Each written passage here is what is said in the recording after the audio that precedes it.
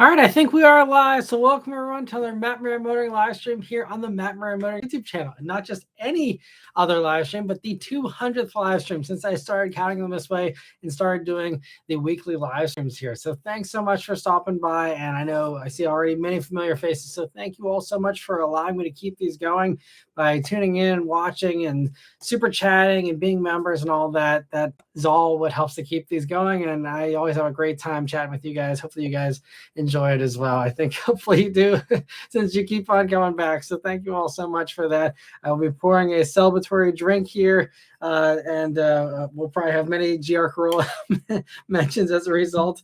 But cheers to all of you for helping us to get to 200 live streams here. So let's do a little bit here. We can always add more later, but for anyone who's curious, this is the Balvenie Caribbean cask, 14 years. Was given to me as a gift a couple of years back, and I'm getting close to the end there. Not quite, but this is good stuff. So anyway, but thank you all so much. I hope you're having a good Memorial Day weekend here so far, and thank you to all of you who are currently serving in the armed forces, and anyone that you may know that made the ultimate sacrifice in your family and things like that. Thank you all for your dedication and defense of our country. But anyway, so I see Wheatman is here, Kevin, Vishal, Jedi, Corvette, B. Mitchell, that one other guy, and Chad, and Dahl, and Vishal, Liam, and so many. I know I'm a little bit late, so a lot of people are able to stop by here. Luke, Lantern Tales Confirmation, and let me see, and Tony, and Sasha, and Chad, thank you also for gifting a membership already. I really appreciate that. So yeah, and Fook, thanks so much for stopping by. And Chad, thank you for the 200th. Cheers to you as well, Chad. Thank you so much for the super chat and for stopping by. All right, so Wheatman says, good evening, Matt, and happy 200th live stream show. Hope all is well. Hope you're doing well too, Wheatman. And Kevin, I see saying good evening. And Michelle says, my spots for the week are a Lambo Ruelto, a Bentley Bentayga, Rolls-Royce Wraith, early mid-2000s, Mazda Speed 6, very nice, and a three-door regular Mark 7 Golf. Car spotting gods were on my side. That's awesome. Yeah. This weekend certainly seems to bring out all the fun cars, car shows, all that kind of stuff. So yeah, definitely helps increase the odds there.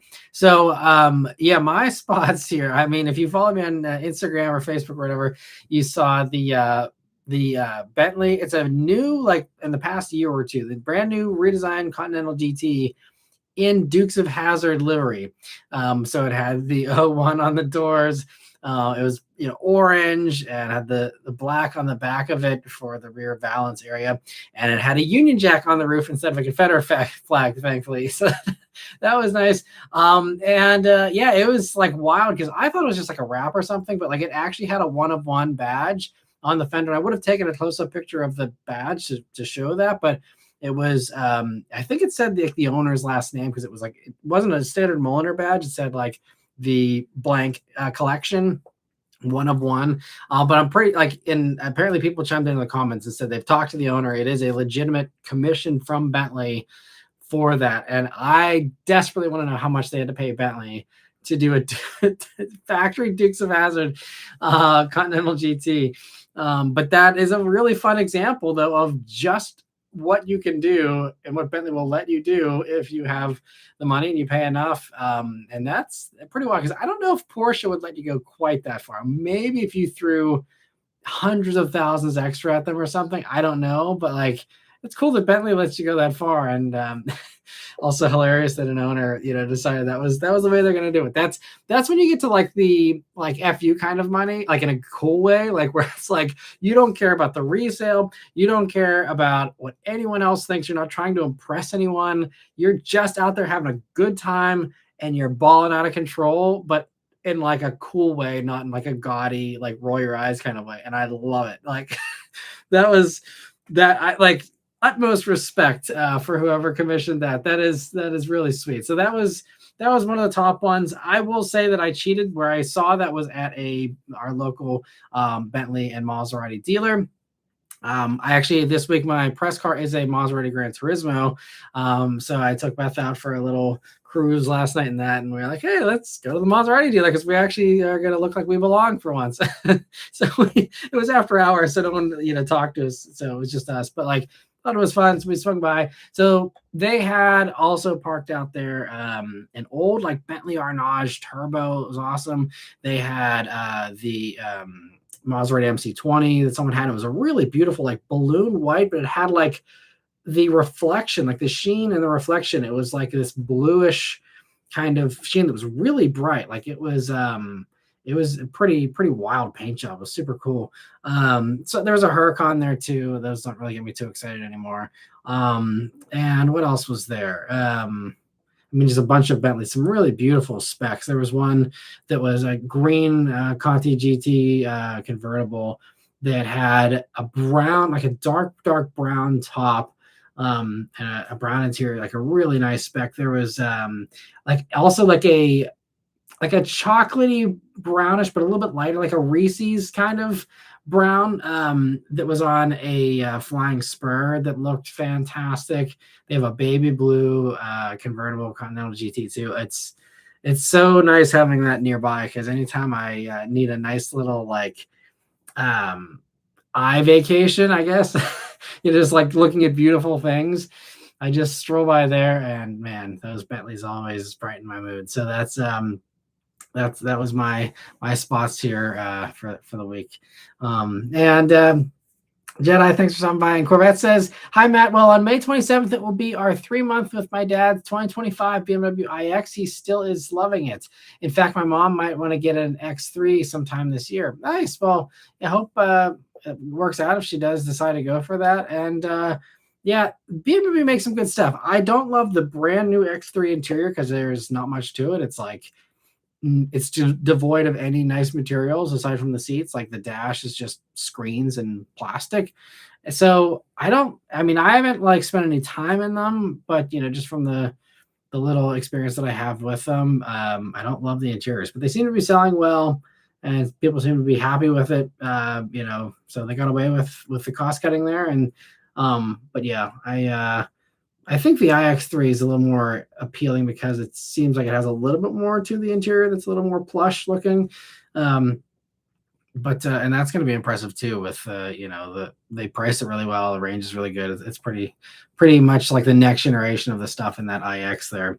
And B. Mitchell says, good evening. He had the E9 BMW out for a bit today and spotted it as 77 to 79 Ford LTD2 four-door pillared hardtop.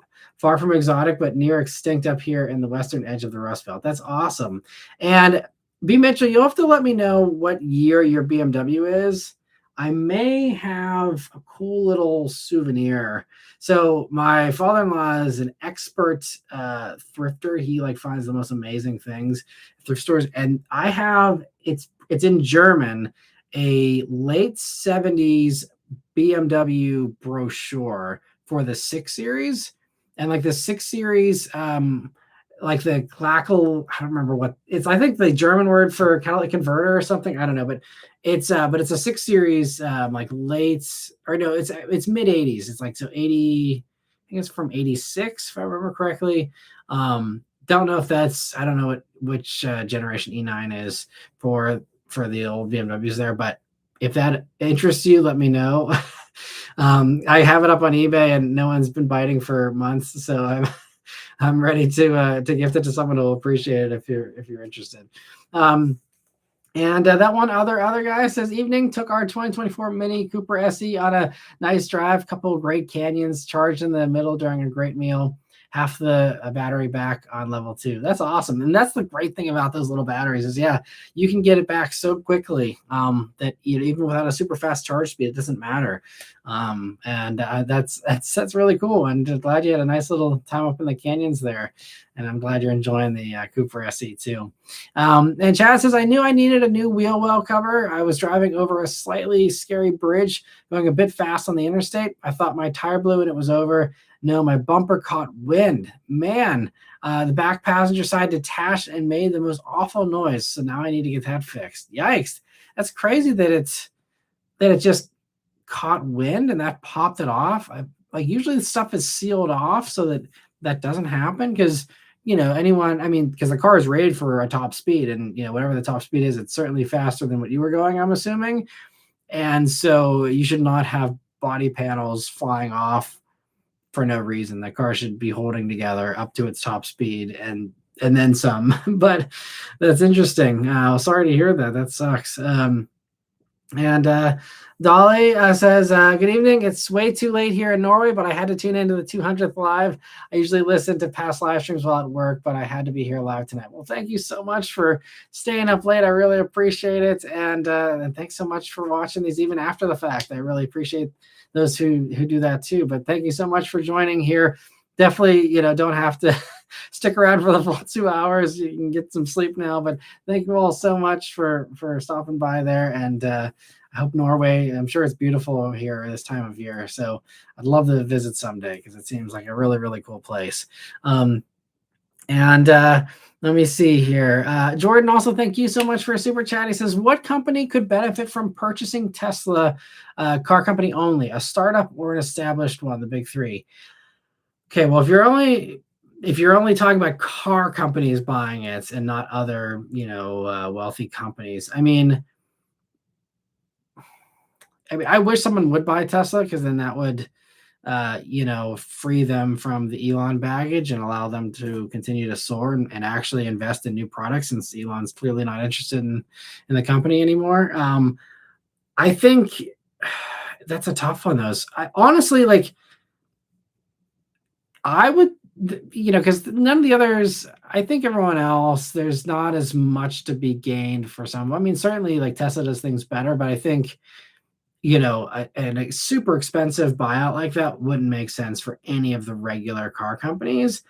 I think the move is China. If China, BYD just overtook Tesla, if they want to really dominate and they have the money to do it, or if, there's dozens of these Chinese car companies, if they all came together and said, hey, let's all dissolve all of our random things and just become Tesla, and all, do a joint,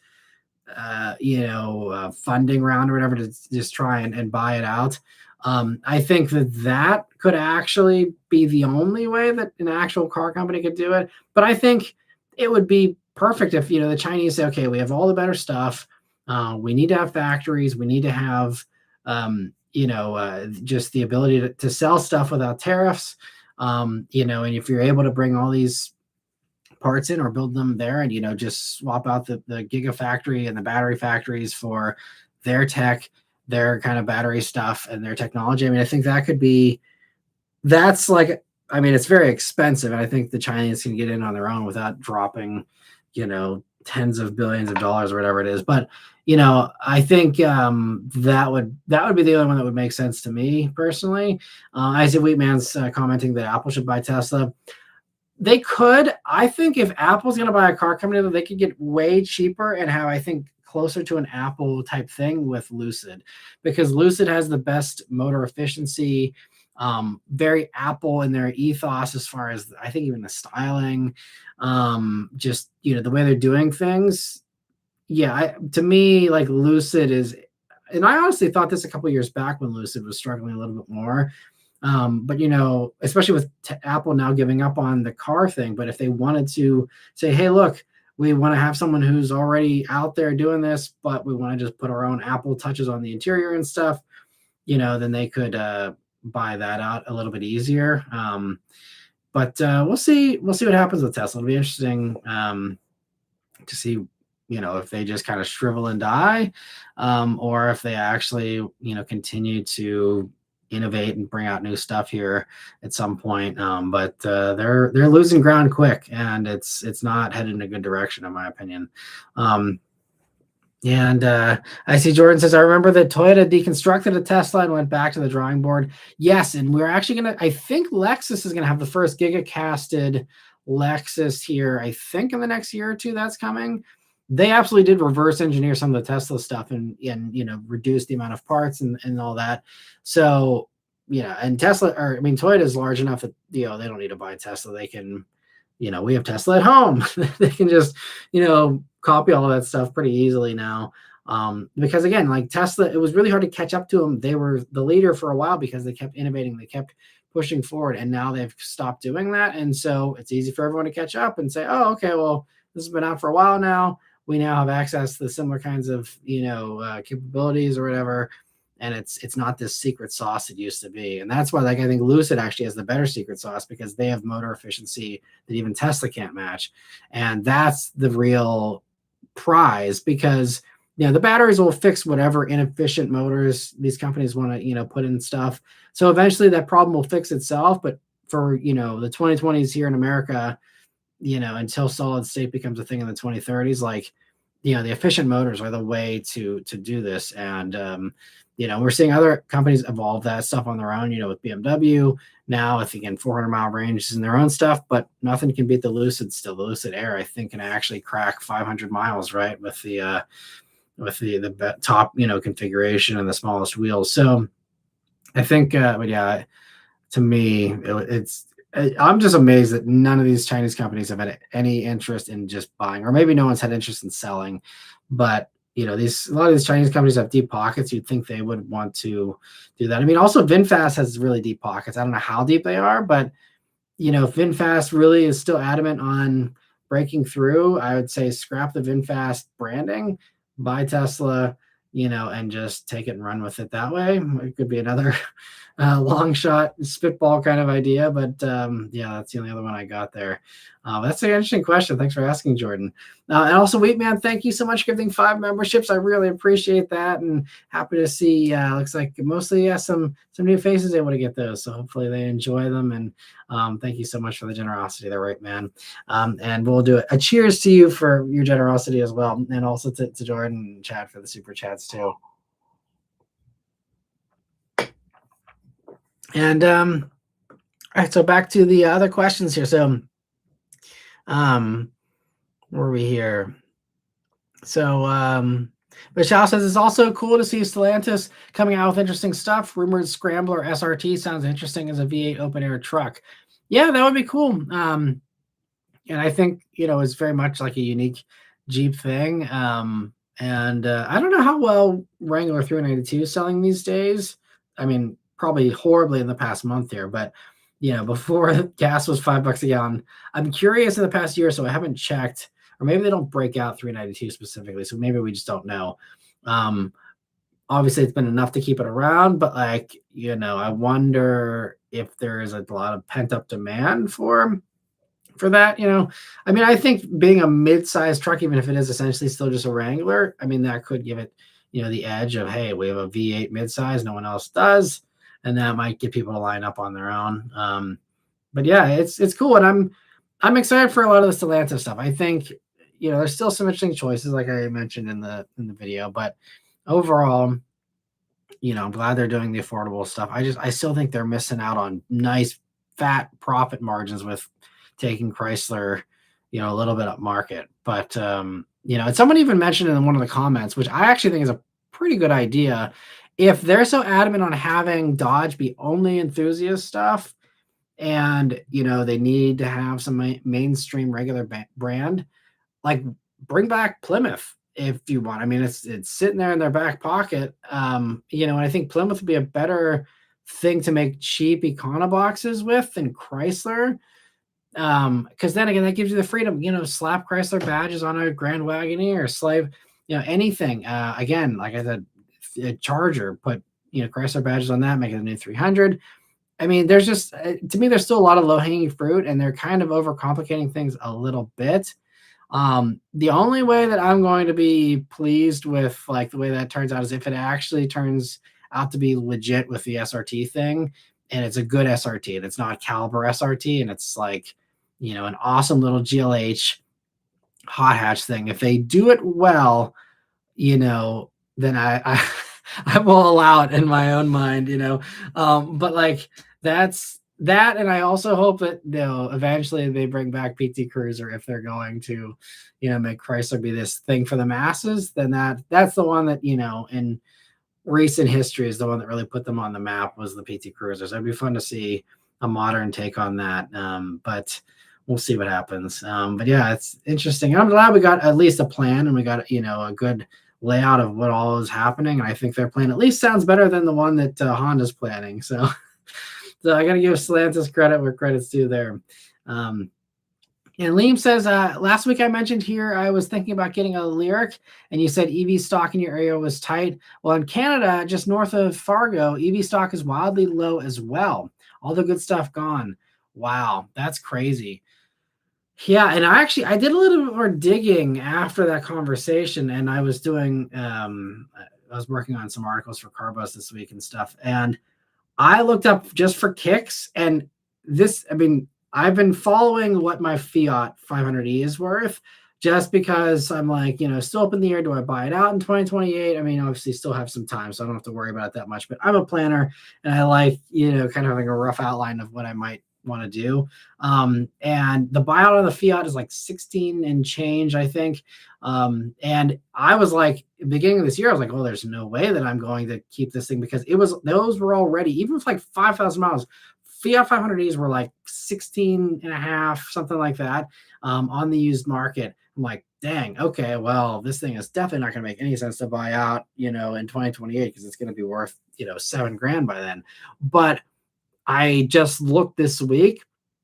Fiat 500Es are now up to like 19 grand for the cheapest ones. And most of them have actually kind of crossed into the 20,000 mark again. And I mean, again, we're talking about like peak undesirable EV for most of America. And even that thing has gone up $3,000 in value in the past 6 or 8 weeks. And I have to imagine that's the case for a lot of this stuff. I mean, even the Lyric, I think Carfax just let me know. I think it's worth like $44,000 right now, which is probably, not great. It still is depreciating, like it's falling off a cliff, but a little bit slower. But it was just interesting. Because again, I know I've been tracking the Fiat, so I know I'm not full of crap. I know what the Fiat is worth, and it's now worth $3,000 more. And I actually started looking at other, vehicles. And I mean, there's still a lot of used inventory, but it has gone up. It's new inventory for a lot of even Fiat 500Es. I mean, I don't know how many Fiats actually shipping in these days, but there is one red one like mine for sale in the entire country anymore. There's a few of like the black ones and a few of the other colors. I think there's like 36 or something total still even left. But you look at even a lot of these other EVs that are desirable and not like super highly mass produced, but there's a lot of them that are drying up pretty quick, and people snatching them up now. So it is absolutely happening. It'll be interesting to see the Q2 sales results, because Q1 didn't capture it because, even though that was like the end of March, obviously there wasn't any time. So you have to look at, monthly sales figures and see what happens again by the end of June. And we'll see what happens. They might open the Strait of Hormuz and might have a bunch of people with buyer's remorse and gas gets cheap, but I think it's going to be, not until early 2027 at the best case before we get down to cheaper gas, at least appreciably cheaper. It'll come down immediately, a little bit, but it's going to be elevated for a long time, I think, just because, again, there's a bunch of blown up refineries that doesn't get fixed overnight. There's a bunch of blown up, oil depots. There's all kinds of stuff that is going to take a while to fix. And that's assuming, again, everyone keeps their cool. So, it's interesting. Yeah, there's definitely, it's a shame, I guess, if you're trying to buy right now, because it's got to be, and even more of a headache. But what was the final thing I also saw? And this could, I don't know, I don't actively track Ioniq 5N values very closely. Used ones are still pretty close to where they were before, so I don't think they've actually gone up that much. But I don't know why, but for some reason now there's dealers that are asking markups on Ioniq 5Ns. And it's not just Ioniq 5Ns. I was also poking around. There's a few other EVs.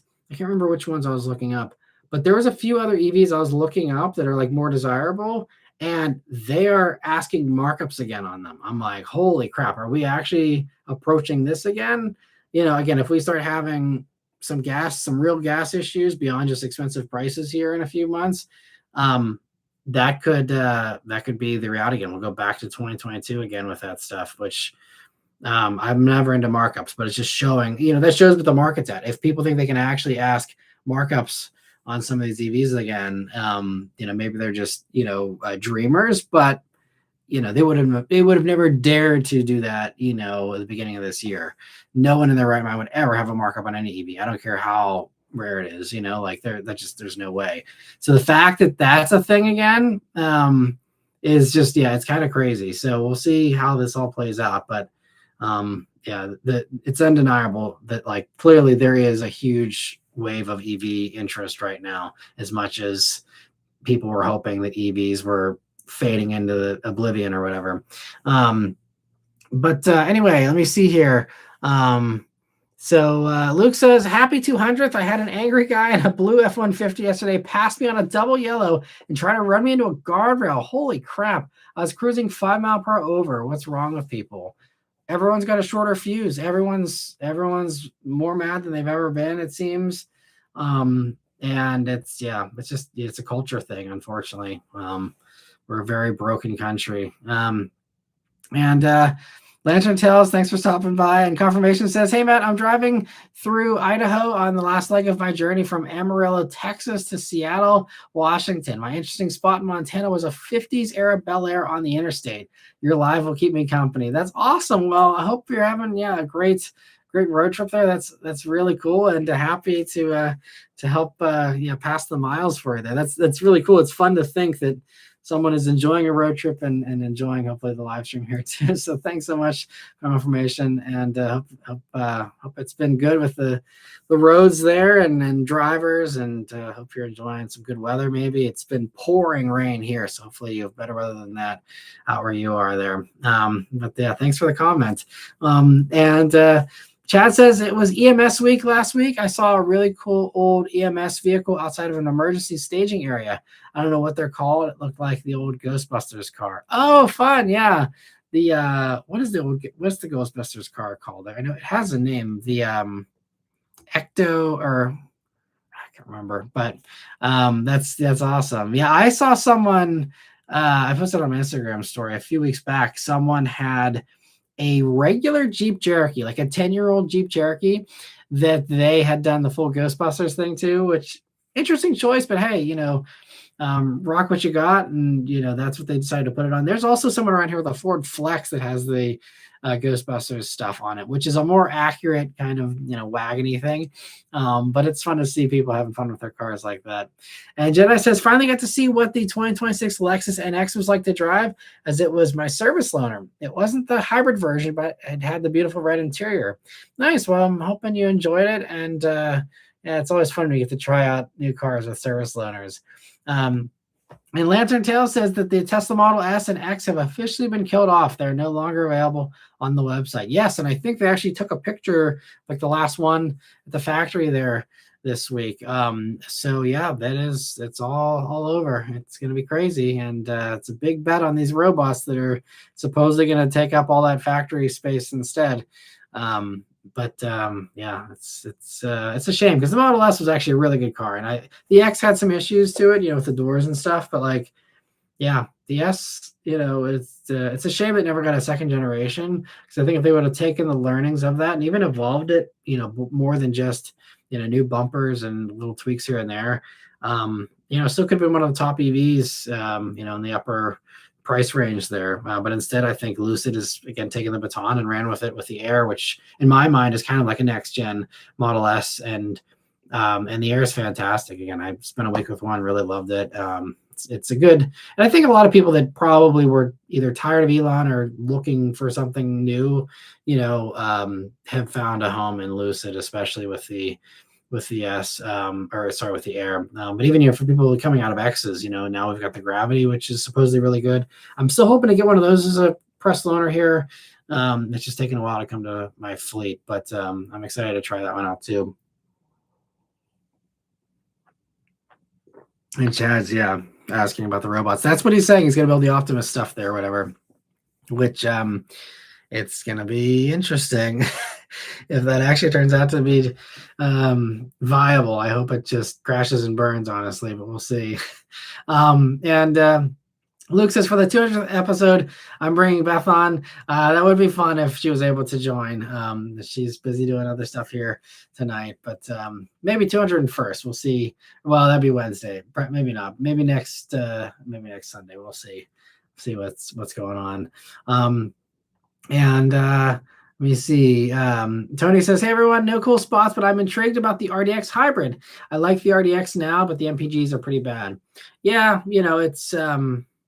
it's kind of average for that segment for sure. And that is an area where they've fallen behind. This is why RX outsells it like crazy, because RX, you can have hybrid, you can regular gas, plug-in hybrid. There's, one for everyone pretty much. And you even have the RZ if you want full EV, So, I mean, yeah, it makes sense. RDX, though, I've always loved the RDX. I thought it was one of the best handling ones of the bunch. It actually had a really impressive amount of space. And like if I needed a luxury crossover in that segment, that's still probably one of my favorites. It's not perfect, but the controller pad kind of drove me nuts with CarPlay and stuff. They kind of fixed it a little bit in the more recent ones, but yeah, RDX is still really good. And they kind of depreciate a little quicker, so they're nice and cheap. And if you need something more practical than a TLX, which is also fantastic, RDX is great. Confirmation says, thoughts on Volkswagen dropping GLI dropping the manual. Did they drop it? I didn't hear that. That is so disappointing if that is the case. Because I've been going to bat hardcore for the past year for GLI, because I'm like, hello, if you miss GTI manual, get a GLI. Why would they drop it? That's unless they're going to move production or something, or maybe they just didn't have the volumes. Oh, that's a real bummer. Man, well, I guess that makes 26 the sweet spot thing, because 26 has the manual and the pre-tensioners for the better rear seat belts if you care about safety for kids and stuff. So, man, well, I guess it's good I got the whiskey out here for this one. So we'll say cheers. I don't know. I mean, I'm assuming that's confirmed. I don't know where you heard that. I was keeping an eye on the news all week for the car news. I didn't see that, but maybe that's something popped up over the weekend here. But if that is in fact true, then cheers to the GLI manual. Man, that's because then officially Volkswagen has no manuals, I think, at all. Maybe they have some still left in Europe. I don't know, but at least for America, that's it. That sucks, man. Another one bites the dust. All right, well, moving on from that terrible news. B. Mitchell says barely got started, but GR Inc. Yeah, well, cheers to GR. We'll do another drink because, man, I'm gonna be wanting to finish this bottle now, knowing the GLI doesn't have a manual anymore. That's a shame, man.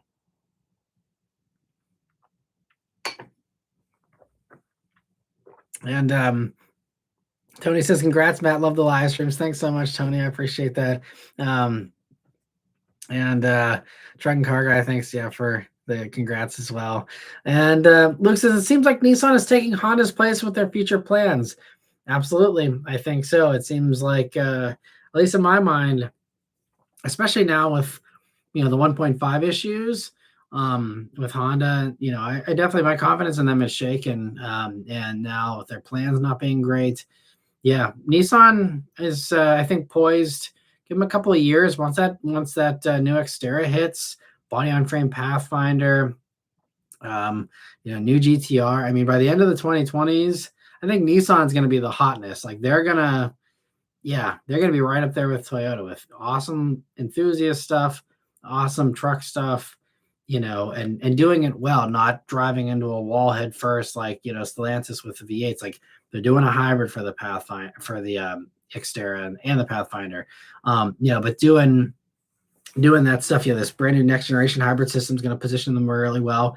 And I'm very optimistic for Nissan for sure, and I'm glad they're doing well. And let me see. And actually, side note, one of my friends' in-laws actually picked up a new Kicks here this week, and it seems like they're really happy with it. And so I'm happy. I was very happy that someone bought a Kicks. I just did my week with the Kicks and was like, the sales for these actually still they were really good when they first came out, but they kind of dropped off here in the past year.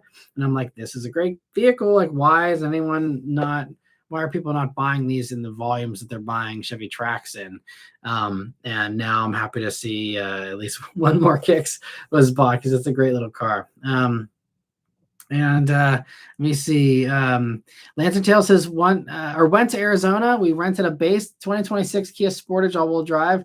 We liked it a lot, but with Arizona speeds, the Sportage struggled. We had to floor it everywhere. Yeah, that's anything in that segment. It's not going to be great at high highway speeds, and that's another one that's it's going to be a mid 8-second, probably 0 to 60, something like that. It's just it's not great. Thankfully, unfortunately, they don't have the turbo or anything like Mazda does, but at least you have the hybrid and the plug-in hybrid, which are a good bit punchier, and certainly I think the better way to go with those. And Frosted Shorts, thank you so much for the congrats as well, and cheers to you.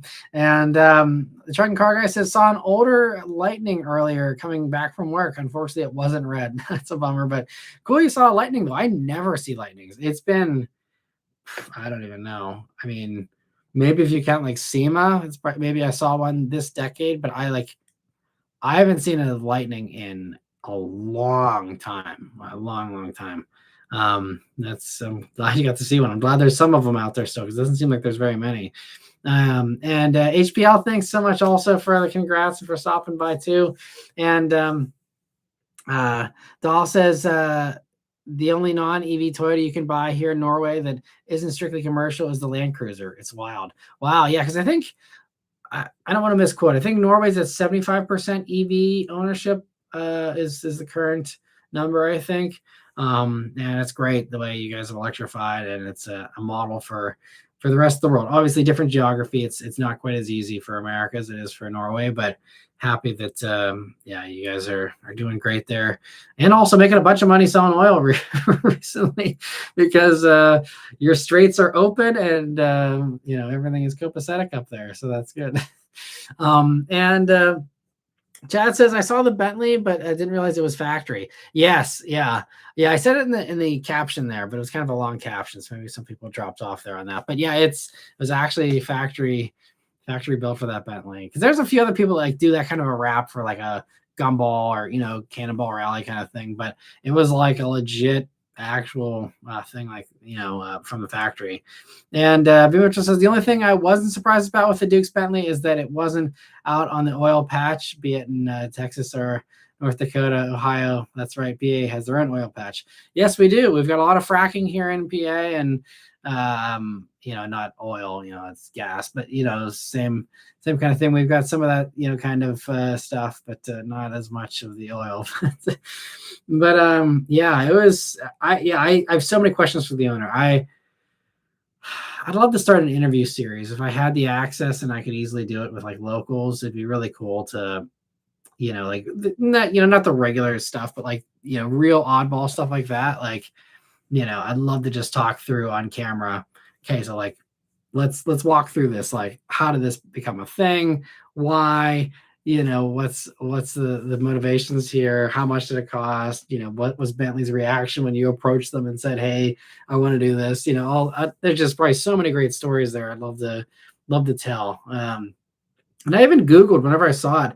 I like Googled around. I'm like, Dukes of Hazzard Bentley, and there was like zero. So I don't know if they have an Instagram or anything. I wasn't able to find anything at all on the car. So I was like, surely someone has filmed this before. Someone's done something on this, and there wasn't anything. I kind of regret not doing a full video, but I was like in a dark, dealership parking lot at night. So it's probably be a little weird to do like a full blown like vlog or something. But probably would have been a good video. But I mean, the pictures hopefully will do well. But it was it's wild to see. And also, V. Mitchell says, I see more Bentley on the Bacon oil patch in North Dakota than I do in the MSP area, but nothing else beyond a Lexus for luxury cars out there. Interesting. That's I'm surprised you're seeing those out there. I don't know. That's seems like an interesting choice. I mean, maybe Bentayga. I don't know. And Raphael says, I didn't even think of tonight being a Sunday. Yeah, I guess it's kind of a different, yeah, it's one of those things that doesn't feel like a normal weekend because of Memorial Day. But happy you were able to stop by, Raphael. Thanks for joining. And B Metro says the E9 is a 1970 2800 CS. A 6 Series is an E24. Gotcha. And that brochure seems to date to when I was stationed in West Germany. We might have to swag swap.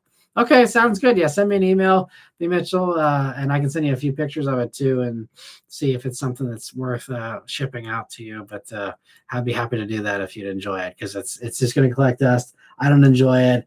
I mean, it's cool, but it's not something that I need to collect. So if it would go to a better owner, then I'm happy to pass it on. Let me see here. And sorry, I missed all these other super chats. I apologize, guys. Man, YouTube is just terrible with this sometimes. So Chad, thank you for the super chat. He says, if they make an electric Prowler, that'd be great. That would be super cool. I'd love to see Prowler come back. That one would be probably kind of hard with safety regulations these days. You'd have to really change it. And honestly, I don't even know if you can do something even remotely close to that with modern safety regulations. But hey, if they're open to a challenge, that would be really cool for sure.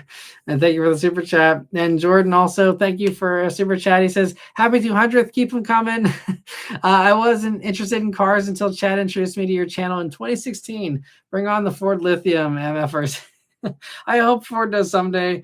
I think the closest you're going to get is, they are saying there's going to be a hybrid Mustang. So we'll see that here sometime, probably the next year or two, I'm guessing.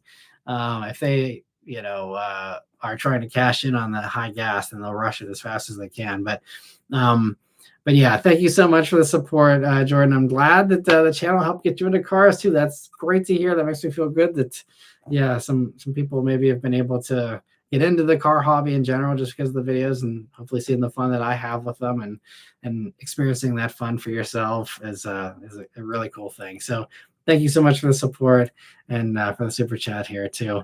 And also, Darnell, thank you for the super chat. He says, don't keep the Fiat, Matt. Get one of the EV Hyundais. Yeah, my only problem with the EV Hyundais is that they have an ICCU issue. I think I brought this up, I think maybe last time. But it's basically the Hyundai EGMP vehicles can just leave you stranded at the drop of a hat because they have like an inverter issue that Hyundai will not fix. They've tried to do software patches, but it's not something you can software patch away. It's just the hardware is just not up to it. Now, it's not like every car. I think the failure rate's between like 2 and 7%. But when you're talking about, at this point, hundreds and hundreds of thousands of cars, that's a lot of cars that have that issue. And reliability is very important to me. So for me, it's just something, unless I'm never going far from home in it, I just don't feel comfortable having one of those. I mean, I hope here's my thing. We'll see what happens. If money allows in 2028, my top 2 contenders, there's a lot of good cars. I got a whole list of cars depending on what money I have to work with. But if, I have the amount of money that it requires, it's going to be a close toss up between GR Corolla and Ioniq 5N, because amazingly, they've actually depreciated to about the same levels roughly. I mean, Ioniq 5N is a tiny bit more expensive, but we'll see, because it's a lot safer otherwise. So that's kind of what swings it that way, and it's a lot faster, and wouldn't complain about it sitting around as much, versus the GR Corolla that I'd be, flushing oil that I never use and stuff. But it's a toss up between those two. But I'm hoping in the next 2 years, Hyundai finally does the right thing and, makes a more robust ICCU that, whenever you have a failure, if you have at least one failure, and then that's when they put the better part in, okay, fine. But people are like having their car, leaving them stranded, and then they take it to the Hyundai dealer, and then they put in the new ICCU, but it's the same old one. And it's like, okay, well, now let's flip a coin and see how long it takes before this one happens. And some people have gone 300,000 miles and it never has an issue. And then there's other people that have done, 5,000 miles and it has an issue, so you never know. And I don't like that uncertainty. But if they fix and have a new part in the next 2 years, I mean, we'll see, but I'm guessing Ioniq 5N will depreciate faster than GR Corolla and make it cheaper by that point. And if that's the case, it would probably be INEC 500 would be my top pick. I mean, I called it my car of the year in I think it was 2024 or maybe it was 2025. I can't remember which. Yeah, I don't think it was last year. I think it was the year before. But yeah, I love that thing. And it's got more room than GR Corolla, so it's a little bit easier with, my daughter being like 95th percentile. It's nice to have the extra space. So GR Corolla would be really tempting, but it honestly, the back seat's almost as tight as the Fiat. So that, we'll see what happens. And we'll see what anything happens. I might just turn the Fiat in and have nothing again for a little while, like I did after I sold the Bullet. Or maybe I'll actually have some money and I can get something more fun, and get something even, I still desperately want a convertible someday, so we'll just have to see. I'm going to work super hard. And, the dream is, some kind of like, LC 500 convertible or, a V12 Aston convertible or something like that. If we're really going to dream, because you can get some of those fairly cheap on the used market these days, but we'll see what happens. But yeah, the Fiat I love though. So if I even stick with the Fiat, if it does make sense to buy it out and I keep that thing, that thing still is really fun for me. Let me see, Chad. Thank you for the super chat. He says we aren't broken. When we talk, we get along. As far as the country, in some cases, I agree with you. I think there's certainly a lot of that. I won't go off the tangent here, but I think there's some of that for sure. And I think that, when you do get people in a room and bonding on, common stress points, common complaints, there is a lot, a lot more people have a lot more in common than they realize if you just, don't focus on, those differences. And that is, the thing to focus on. That's certainly what a lot of the politicians are trying to focus on, for, a better path forward in the future. But there's also a lot of stuff that's been exposed, in the past couple of years here and stuff that, is just, I don't know about you guys, but like even in my own life, like there's people that, you kind of see their true colors whenever they're given permission to be the worst version of themselves, whenever that's encouraged. And, I think some of those things are going to take some real work and time, and that's going to be the part that's going to be kind of hard. So we'll see what happens, but I hope things do improve here in the future. And it's hard to be optimistic these days, honestly, at least for me, as far as that whole thing goes. But anyway, that one other guy, thank you so much for the super chat here, 222. Appreciate that. He says, Fiat 500e talk valued, one Abarth and Cabrio 500e. Yes, me too. It'd be so cool. I mean, they're already sending the other one here. It's already federalized. Like, why not just do the Abarth and the Cabrio? That would be fun. I don't know. And that was the other disappointing thing from the Stellantis presentation. No news on Fiat, at least that I saw. And, really no news on Alfa Romeo for America. I did find after I posted the video, there was one other slide that I wasn't able to find during my research for some reason, that is showing that they're going to still do a larger Alfa above Stelvio, and that they're also going to do what did they call it? They used some interesting name, not the actual name for the car itself, but the segment. It was something like some kind of iconic thing or some, I don't know, something like that was going to be a sporty kind of vehicle, maybe a halo or something like that. So I think there's still those two things planned, but I don't know if we have much as far as there wasn't any updates as far as what is going on with Stelvio, what's going on with Giulia, because someone even commented, and I don't know if this is confirmed, but someone said that they're scrapping the Stelvio they already have ready to go in a couple of months, because that was on STLA Medium and was originally going to be EV only, and then they were like, okay, well, let's STLA, we can add in the hybrid and regular gas versions, and so they're going to do multi-powertrain.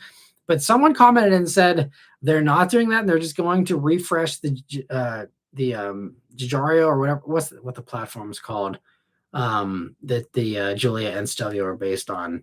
I can't remember what it's something like that. It's not Giulia because that's the designer, but something like that it's based on.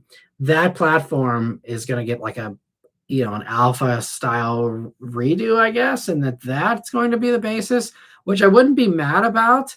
But I also know that Alpha's main sales are in Europe, and EVs are absolutely very hot in Europe. So like if we were looking at Alpha through the lens of America, yes, that's probably the way to play it. But like we are definitely not, an important market for them. So like the important markets, it's absolutely, the right thing to keep going with the EVs there. And multi-powertraining and lots of hybrid sales over in Europe still too, and plug-in hybrids. But I don't know if just redoing the old platform is going to work. So I don't know where someone got that rumor from or whatever, but I'm pretty sure that's all we have. And I really wish we had more on what is the future of Fiat in America, because they have good stuff. There's a lot of really cool things. And actually at the investor day in that presentation, they invited a bunch of journalists, and I'm really jealous I didn't get invited to that, which is so weird because I just was at the Ram thing like 2 days ago in Detroit, and I would have totally just hung out in Detroit for a couple of days if I knew they're going to have that in that presentation, because that was like a gold mine of info.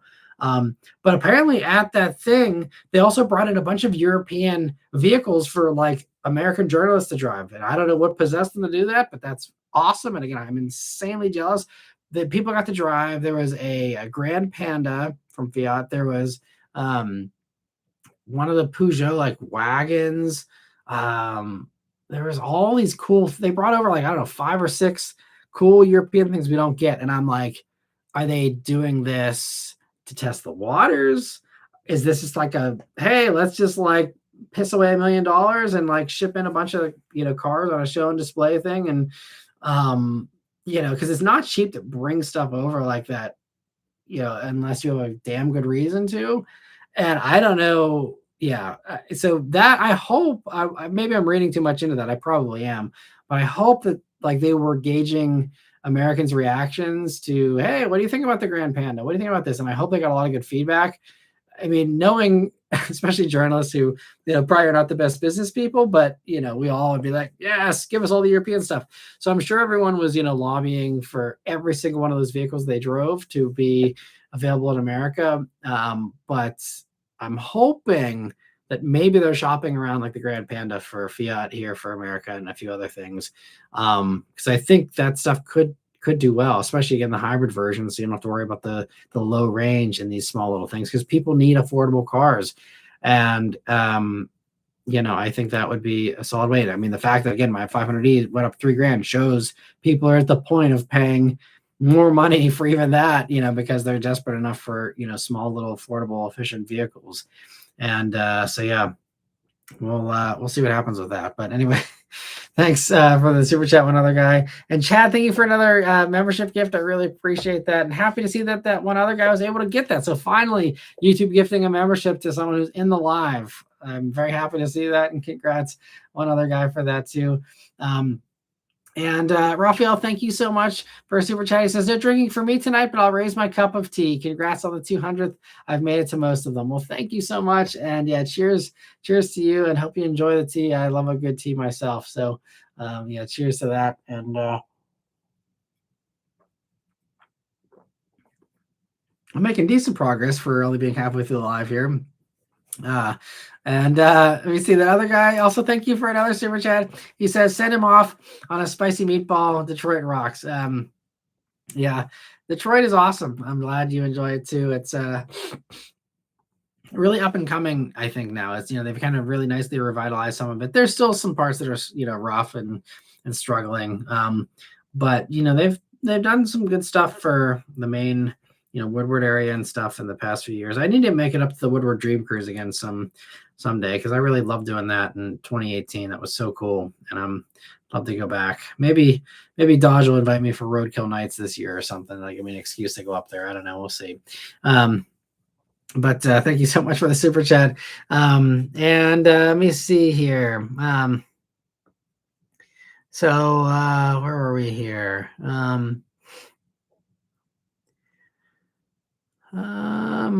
Getting caught up, I think. So Chad says, happy birthday on the 24th to Ferruccio Lamborghini. Would have been 100. Oh, that's cool. Wonder if Lamborghini has some kind of announcement. You would think they would have had something. Maybe I haven't been on like the car news sites today. So maybe the Lamborghini reveal. They did have that other thing they revealed like a couple of weeks ago, right? The like Roadster version of whatever the one, like one, I don't even pay attention to the names of them anymore. The like, one super limited, like they made 30 of whatever the most recent Lamborghini is. It wasn't the Ruelto, I think, because strangely, I keep hearing that like Ruelto actually can't support a convertible version because the rigidity's not good enough for something with the carbon fiber tub. I don't know. But like, it's weird they haven't done a convertible Ruelto, and that kind of makes sense if that's, if there is a reason there, then, because clearly they would have done it otherwise. There's got to be some technical problem, but it's like, how did you get all the way through Ruelto and then realize, oh, wait, we can't do a convertible? But it truly seems like that's the case. I don't know, unless they're holding back for some reason. But anyway, yeah, happy birthday to him. It's really cool. When I went to the Lamborghini factory back in 2011, I think it was, yeah. We had a tour guide at the factory, and she had been there a long time. And we asked her about Ferruccio, and she's like, "Oh yeah, like she used to work with him, and he was really nice and stuff." And I don't remember any of the specifics, so I don't want to misquote, but she spoke very fondly of him. And I mean, I'm sure again, the feud with Enzo is famous, so I'm sure he had a spicy side as well. But I see, it seemed like at least the tour guide enjoyed working with him back in the day, or she's whitewashing the experience too. Who knows? But no, but it seems like he was a pretty cool guy. And B. Mitchell says Jason Fensky, engineering explained, may argue the point about Lucid being more bleeding edge rather than leading edge. Yeah. So, and I've chatted with him a little bit privately about the Lucid as well. Because it's like funny, he posted that video about all the issues he had with his Lucid the same week that I had my Lucid press car. And so I was like, talking back and forth with him, and he's like, yeah, check. Does this have this issue? I'm like, no, like this one is flawless. Like this one has none of these issues. So, I mean, they definitely, I don't think it's the most reliable brand ever. They certainly have some teething issues. They're a brand new company. They're figuring this stuff out. It'd be kind of crazy to assume, Tesla kind of reliability, from a company that's only been around for a few years. So, I'm just saying I fully recognize that they're probably a little bit problematic. But mine was flawless. And I mean, there's a lot of people that are very happy with them because, even like my Lucid review, it got a lot of Lucid fans that came in and commented, and they're, very happy with theirs. And, they're happy that I enjoyed it, for the week and stuff. But like, there is people that do enjoy them and are like really happy with them. And usually like that kind of a thing is, I mean, it can be misleading for sure. Because obviously, the fans are the ones that are going to be watching that. And, people who hate their Lucid aren't going to be watching Lucid reviews typically. But I mean, I do for almost every brand, I get a lot of people, that come in and say, oh, it's the biggest piece of garbage, take your pick. Literally any brand other than maybe Lexus. I don't think I've had anyone talk crap on Lexus reliability in my comments, but like basically every other brand, I post a Ford video. Oh, Ford's garbage. I post a GM video. Oh, GM's garbage. I post a Toyota video. Oh, Toyota's garbage. Like anything else, there's always a few pissed off people that have to come in and act and grind their axe about how it's the worst brand ever and all this thing's got issues or whatever, like especially the Hyundai and Kia stuff. A bunch of people mad about that. There's so many brands like that, and I didn't really get that for Lucid. It was mostly like warmth and happiness. I mean, maybe it's like I don't know. It was just like really like a positive. I'm like, wow, like this is a nice change. I review a car and everyone's nice in the comments. it's kind of it was nice. So yeah, I mean, I don't know. I truly think he just got a bad one. That's my experience. Because that car, it seemed like that car just could not be saved. I mean, Lucid does not want that bad PR. I mean, he was in direct contact with engineers and other people as well to figure this stuff out. And that's why they ended up buying his back, because clearly they were in discussions about this. And, I'm sure Lucid was doing as much damage control as they could. And just whatever was wrong with that car, just like, it was just, I think it was truly a lemon. And that happens for, again, every single brand. This is why we have lemon laws. Again, I'm not giving that car a pass. They might, be completely crap. And I mean, even myself, I will say, like Lucid has a new affordable thing coming out. It's supposed to be, $50 grand crossover here next year. and they don't have any service centers around here, and I don't have enough confidence in the reliability to put my family in one of those, as far as like buying one and then having to have it flatbedded to who knows where if something ever goes wrong. The dealer network is certainly a problem. So if you're not in an area where you have a service center close by, I completely understand. You hear stuff like his experience, and you don't have a service center nearby. It's an uphill battle, and I think that's where a company like Apple or someone else could really come in and help. Just buy up a bunch of buildings, Scientology style, and just have service centers everywhere. And then, you have a much more reassuring experience for people to take a leap of faith with. But instead it's just, no service centers and a few problems there, can really ruin the whole thing. So I hope that they fix that stuff quick and make it right with Jason. I didn't watch his video on I know they bought it back, but I hope that they gave him some good answers and some good explanations for what was going on with his car. And I hope that, honestly, they should just give him another one for free. Like, they should literally be like, here's a long-term one, keep it as long as you want, and give him a long-term lease just for free, to be like, here you go, like, try this out. Like, if they actually want to prove that their car is good and that he just had a bad one, if I was running Lucid PR, that's what I would do. Give him a free one and have him keep testing, because anything that's good should stand up to scrutiny. And if it's a good car and if it's reliable and it's solid, then prove it, break it, try and break it, not stupidly, but like, try and put this thing through the ringer. And if they have a good product, then they shouldn't have any concerns. Because I think they truly do have, it's undisputed. They have the best motors. And so it's just those electrical gremlins. I don't think there was any mechanical problems with even Jason's Lucid. It was just the software. And, and everyone knows this is why people still go out and buy Teslas, despite all the other, shortcomings, is the software is really good. And these days, these are software-defined vehicles, as they say. So software is everything. And if you don't have that completely nailed down, you're going to have, a bunch of crap. But yeah, I hope that things get worked out with all that. And I hope that they send him one. I mean, if nothing else, if anyone from Lucid ever comes across this live stream, send me one. I'll do it as a long-term tester. I won't guarantee I'll put a lot of miles on it, but I will happily, tell that story of, long-term ownership with one and see, how it is. But they just the service is the biggest problem.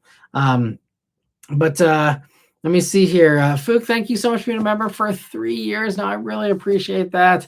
And happy to see you got the new badge there too. And he says, happy 200th. If you have 200 grand to spend on a car, what's in your garage? That's a great question. Thanks for the fun one. I think I could, I think you could, well, so I'm between either a GTC4 Lusso, used obviously, or a Vanquish, the last generation, like 2015 to 2018. Vanquish is probably where my money would go if I had 200 grand. It'd be one of those two. And it'd be the Vanquish Volante, because that naturally aspirated V12 with the roof off. Yep, that's my idea of automotive bliss. So that would be it. One of those two. The nice thing is you'd have a bigger back seat, and the Ferrari, and you have the Ferrari V12, which, as much as I love the Aston V12, Ferrari V12 is a little sweeter. And the fact that car I could drive all 4 seasons, I could, have it be a, winter sled and have it, just do everything. Especially again in this point in my life, being able to have something that has a comfy back seat for my daughter. Probably be GTC4 Lusso. The V12s, I think they're still over 200. And Ferrari FF is a little old. I mean, I would happily deal, but if I'm at that like threshold, I'd probably just try and hold out for a deal on a GTC4 Lusso, since it's a nicer car than the FF. But yeah, that would be probably the top two. So thanks for the fun question and for all the support for 3 years too. And Darnell, thank you so much for a very generous super chat. I really appreciate that.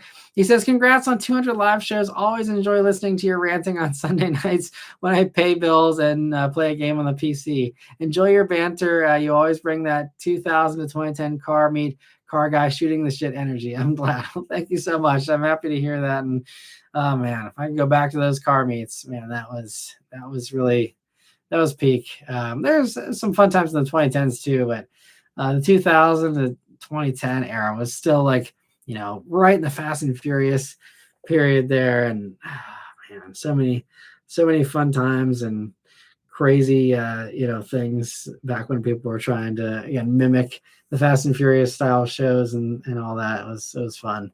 So anyway, but cheers to you right now for the very generous super chat. I really appreciate the generosity here.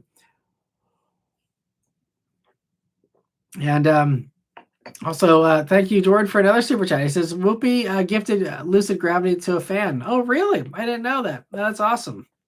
Hopefully, the person that got that is enjoying it, and that's awesome. Yeah, I haven't heard of her in a while. I haven't kept up with what she's up to, but that's cool that she's out there giving away some cars still.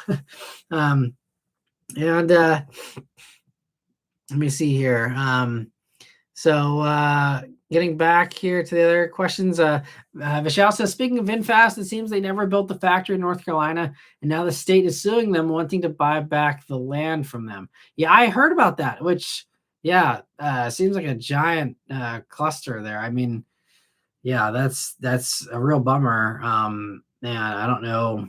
Yeah, hopefully, I don't know why VinFast is still holding on to that. Like, if they're not gonna do it, then give the state back the land, give them the refund or whatever. And, but like, if you're going to do it, then do it. It's one of those things, you can't just hold it hostage. You gotta go for it if they're going to do it. But I don't know. I still think VinFast, especially, I don't know. They're huge in Vietnam and other places, but like, I don't think they have a chance. I don't think they ever had a chance, but especially like if China wasn't, knocking at the door and wasn't so impressive with their cars, I'd say, maybe they'd have a shot.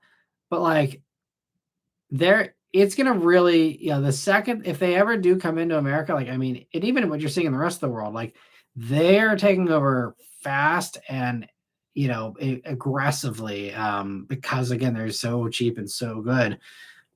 I don't think anyone that, even the weaker companies like Mitsubishi and stuff, like, again, we'll see again how long tariffs keep everyone out and stuff. But like, I think that there's going to be a real reckoning, and only the strong will survive once China does hit America. It's only going to be, a few of the companies that either have some good competitors or just, have the money to weather the storm and keep up. But I mean, it's going to decimate the market share of every single company here once that happens. And a little small fry like VinFast just does not have a chance. It doesn't matter how many billions you have to throw at the problem. Again, unless you're buying out those Chinese companies, you can't compete. You're not going to be able to compete. There's just no way in my mind, especially for VinFast. Maybe Ford can. I think they're going to try and do a decent job trying. GM, maybe. It really comes down to who cracks solid state, but VinFast is not going to be cracking solid state before the Chinese, that's for sure. So yeah, I think it's it's wise for VinFast to just pack it up and go, whoever runs VinFast, just go sail around on a yacht for the rest of your days and enjoy life, and don't bother trying to break into the car world anymore here in America, at least. And Chad says, is Warlock the best base model 4x4 truck price and comparison wise? I would have to look at recent pricing to see. I mean, whenever I was doing the Lobo video, which is not base, but whenever I was looking at, that review, the Ram does undercut it by a little bit, and it's a better ride quality. I've always liked the Ram, and actually Tim Kaniskis at the Ram event here this week told us that Ram is the fastest growing brand, fastest growing vehicle brand, I think, like in general, like not just in trucks, like in general, like they have grown faster this year than anybody else.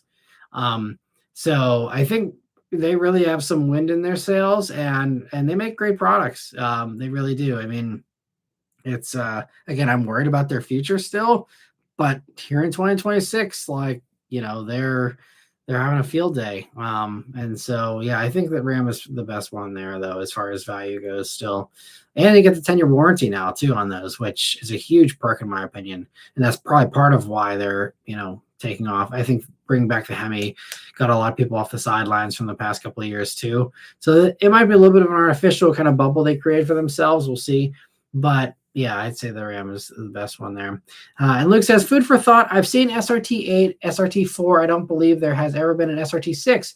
Correct me if I'm wrong. There was the Crossfire SRT6. I think that's the only one though. And yeah, I see Truck and Car Guy immediately pointed that out there. But yeah, that's the only one. And Tumbling Mustard, thanks for stopping by. He says, I'd watched the channel for years, but I first started interacting with the live streams on episode 41 at the end of 2023. It's been a great couple of years chatting cars or just lurking. Well, thanks so much for even lurking. I really appreciate that. And thanks for chiming in. And also thank you very much for moderating here in the past whenever we had some trolls that were spamming the chat. Thank you so much for the moderation. I really appreciate that, Tumbling Mustard, too. And hope all is well. Hope you're enjoying your time there now post graduation. Hopefully you can have a little more free time now to kick back and enjoy the fruits of your labor there. So yeah, thanks for stopping by. And Chad says, Debrix fan, real fans. Absolutely. I appreciate all of you that have stuck around for so long. It really means a lot. And B. Mitchell says, Cadillac depreciating like a rock. That's been the case since Henry Leyland was putting them together in his shop. Yeah, well, the EVs are especially bad. I mean, there's some, regular Cadillacs that do depreciate pretty fast too, but the EVs are, yeah, I mean, it's the reason why, we got the new Lyric is because the lease deal was so good. Otherwise, I mean, you could pretty much buy, I mean, not a 25, but like you could buy a 24 or 23 Lyric just like ours, at least again, last summer for like 35 grand, something like that. And this car, it's a sticker of like 64, I think. So it's crazy, and this is why I think, again, the used ones are really shooting up because it's a way better deal. And a lot of people still do really want to buy. They don't want to lease and be restricted by miles and stuff. So if you're, stuck in that conundrum of like, okay, if I want a new EV, I have to lease it.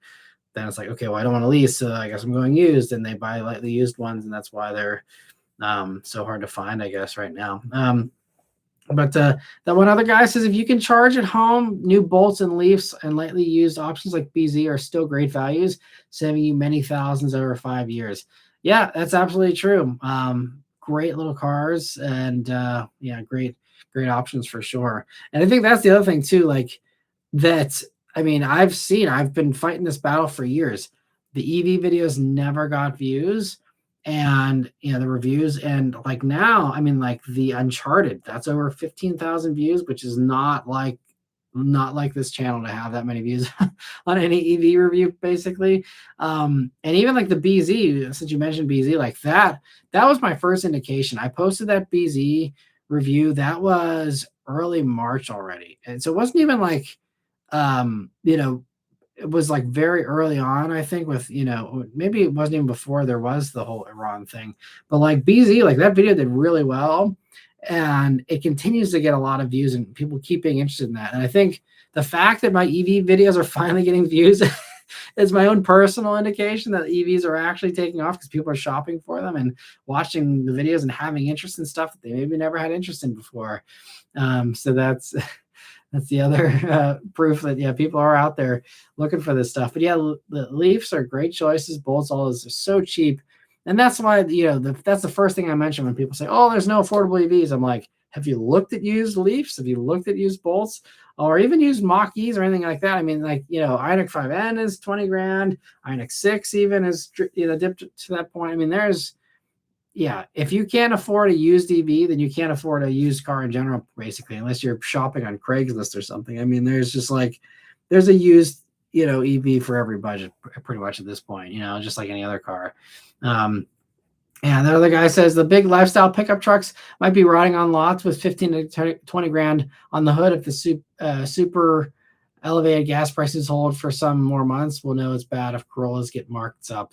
Well, I mean, Toyota, the Toyota and Honda dealers, I mean, they're the first to do markups. So I'm sure there's Corollas with markup somewhere already. That would not surprise me. Another vehicle, speaking of markups that I discovered here in the past week, Lexus LC 500. It's not an EV, but because there's only like 30 some LC 500s left in the country, and they, I believe, have ended production, or they are, shipping in the final ones, they're back. They're not like, you can't buy a new LC now for sticker. They're like $5,000 over for the last batch of LC 500s. And I think that's a car where, again, people slept on it for a long time and they realized they screwed up, and now they're running out to buy one of the last, awesome, actually the last V8, Lexus thing.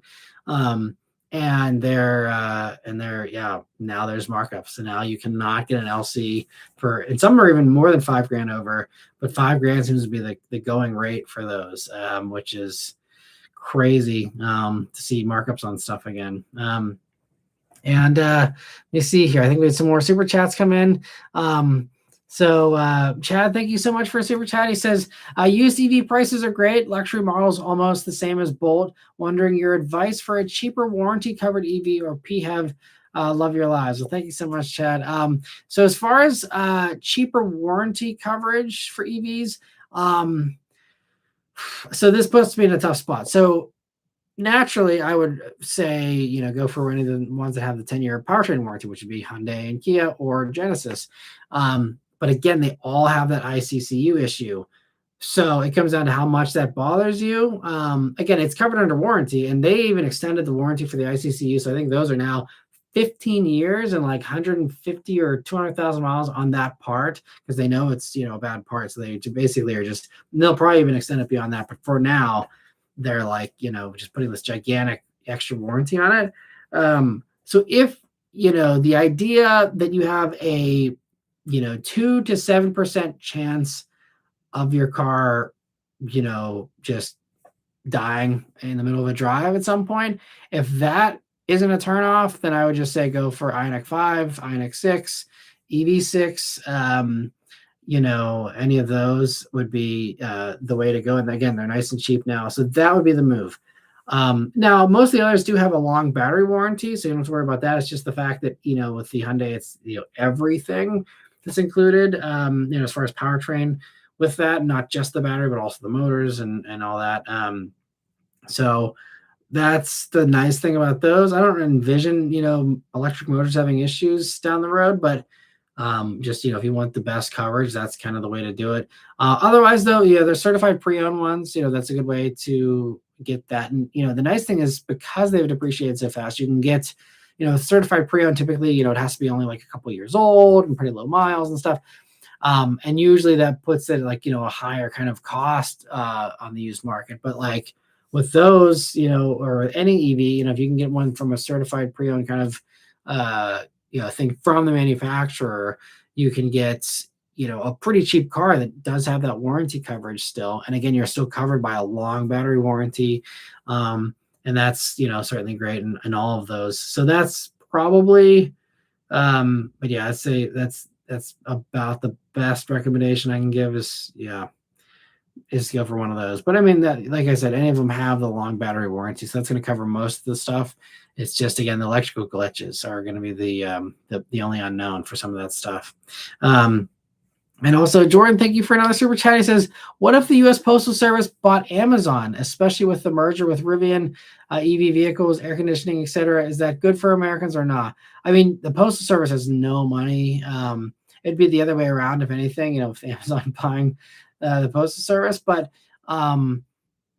yeah, I mean, I don't know what's going to save the Postal Service, honestly. It just seems like they need more funding, and they're not going to get it. It seems, it's tough. I don't want to see, I think mail is very important, and I don't want to see that privatized completely, but yeah, I just don't know enough about it to offer any kind of, intelligent opinion on it, honestly.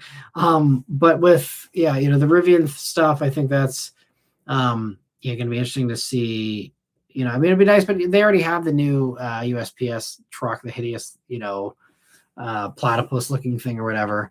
That's what they decided to go with. I mean, they could have made it easy on themselves and done the same thing as Rivian and with the Amazon trucks or whatever. But they decided, give another handout to another military contractor, and and I think Northrop Grumman or whatever is the one that's making those little monstrosities that are going to be delivering our mail here supposedly in the future. But yeah, so I feel like there's nothing that Amazon can do other than just buying it. But I don't think Postal Service has any money to buy anybody or anything, unfortunately.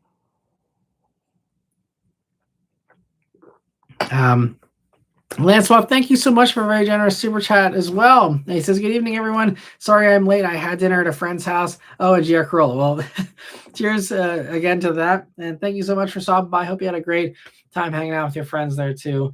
And I hope you're having a good Memorial Day weekend, Lancelot. But cheers to you. And all right, let me see here. Where were we? So Nico's stopping by to say he smokes all the forward cars with his Savage Mustang, I suppose. And Jordan says, no disrespect with my super chat, just excited about the 200th. No, I don't know. No, you're good. No worries.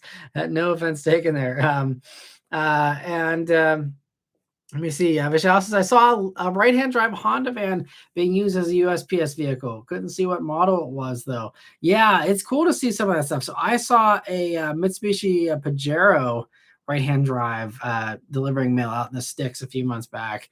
And it's cool because whenever you are out in those beyond the usual jurisdictions there, whenever I think it's the contractors that they do for some of those places out there where you can do whatever you want. And actually a extended family member, their like parents, I think their mom delivered out in the middle of nowhere, and she had a right-hand drive first gen RAV4 two-door was her delivery vehicle, and she actually was trying to sell it. And I think I might have done a social post about it on Instagram or something whenever she had it up for sale, because I'm like, this is a right-hand drive two-door RAV4 first gen. This thing should be super hot on Bring a Trailer. I think I actually suggested she put it on Bring a Trailer or something. And I don't know what she ended up ever doing with it. I never heard any follow-up on what happened with that little car, but it was it's cool.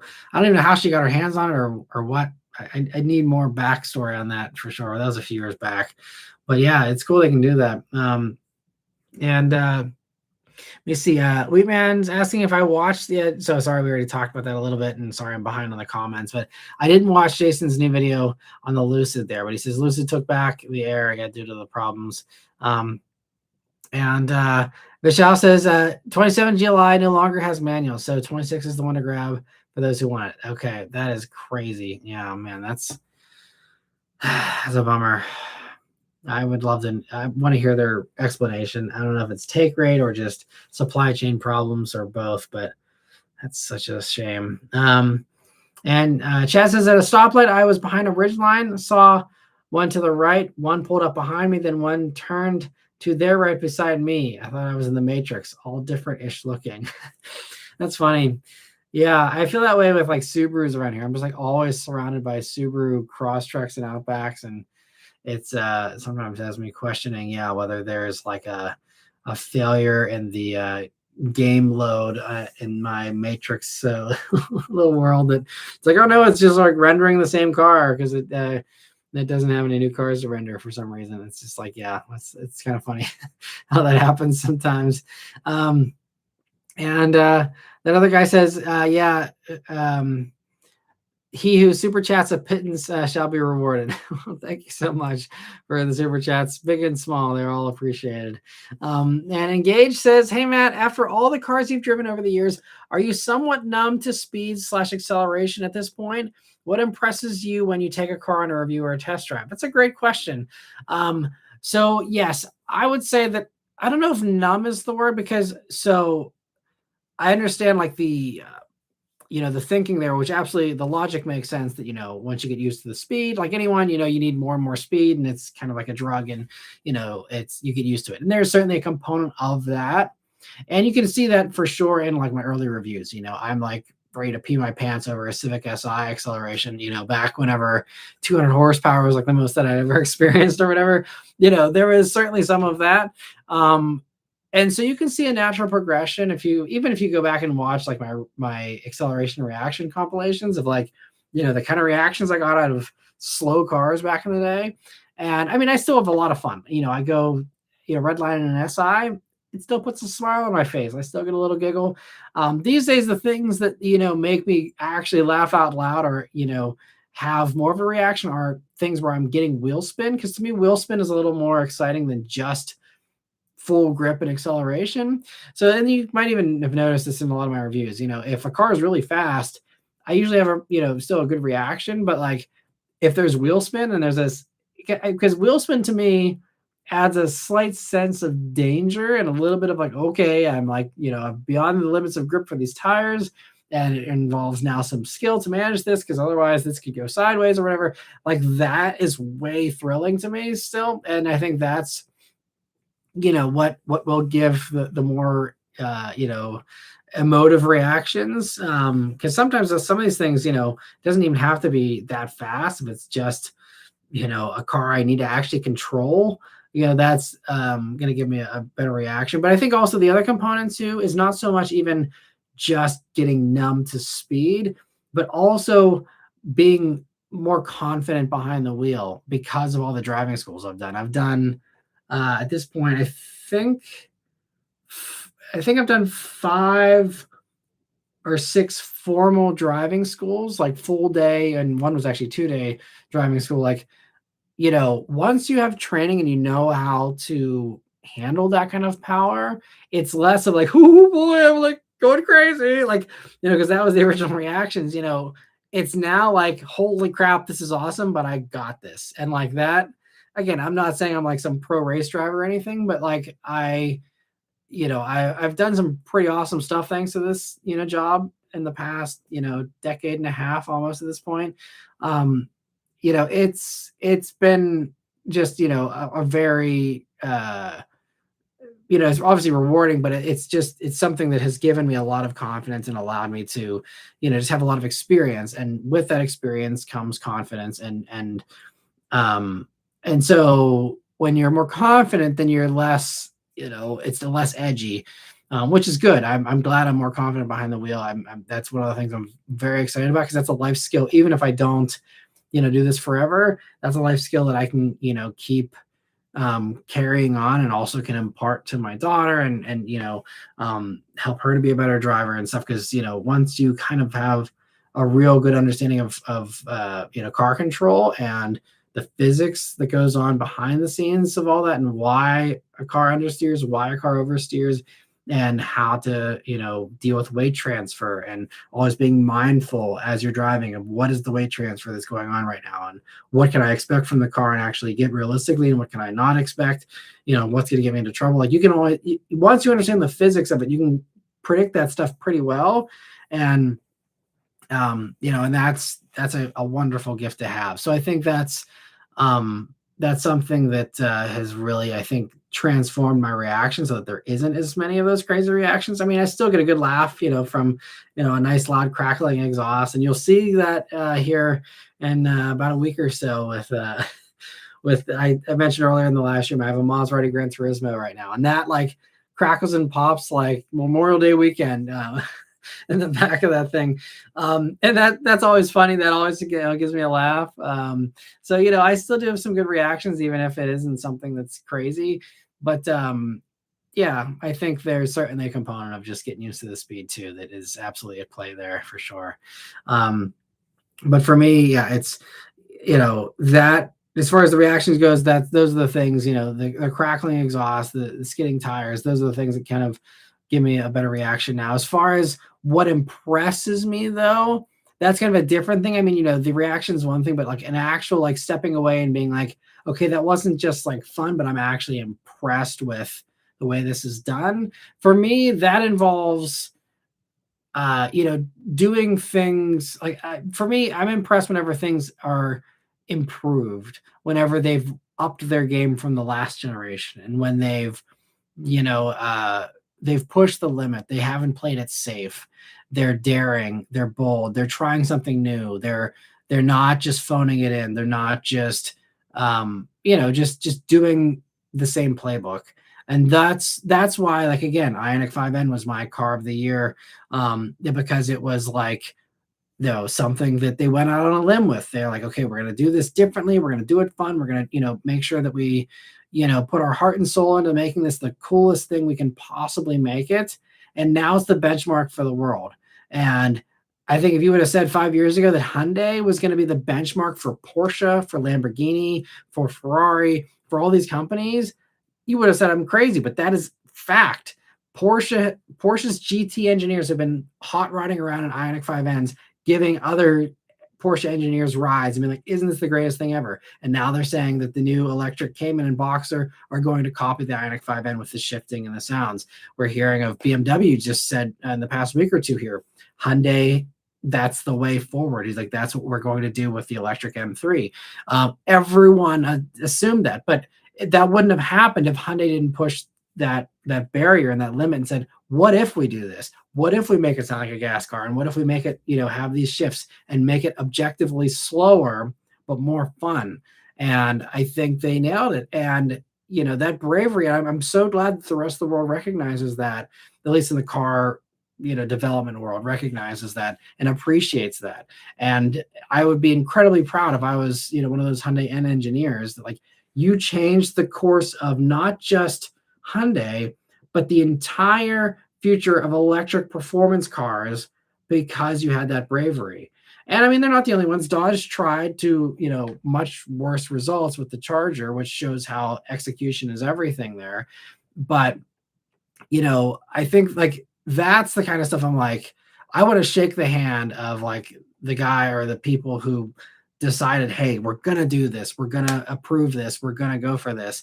Because that's the stuff that truly changes the automotive future for the better, for us enthusiasts. We could all still be driving around in silent things, but Hyundai said, no, we're not going to have it be silent.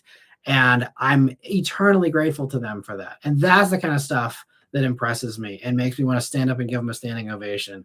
Because that's truly moving the needle. Another 20 horsepower on a supercharged whatever, cool, it's fun, happy to have it. But, like, when you're talking about stuff that actually changes the automotive, the hobby for the better, like, that's the kind of stuff, it's like, okay, look, this is going to be the future. We can either just pout and have everything be silent, or we can try and make it fun. And they did. And it's going to be great. And I love it. So that's the stuff that impresses me. Push the envelope, be daring, be creative, don't play it safe. And if you do it well, that's gonna definitely be the most impressive thing to me. And great question. Thanks for asking, Engage. And Luke says, the way I explain body on frame to people is you take Lincoln Logs, make a frame, you take clay, make a body, attach the two, unibody, you make the whole thing out of clay. That's a very good way of explaining it. Yeah. And Chad says trucks should have stock gear changers instead of knobs. I agree. The column thing just seems like it makes the most sense. And, some have gone back to that, but, even like the street trucks, they still like having a console shifter, which I guess I can understand for that application. But yeah, I think the stocks are the way to go.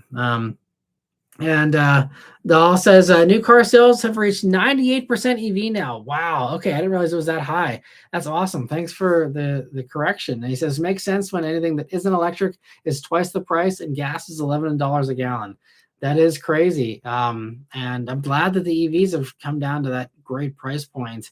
And we might be joining you eventually with $11 gas, depending on how things go. If we actually start having shortages, maybe we'll just go to gas lines instead of actually that much, price. But that's crazy. And yeah, we're glad that it seems like it's not a hardship there. They've plentiful chargers from what I've heard. Again, feel free to correct me, but it seems like it's a pretty good experience for most people up there too. And I think also you guys are able to get the Chinese stuff too, right? Which I'm sure makes it a lot better too.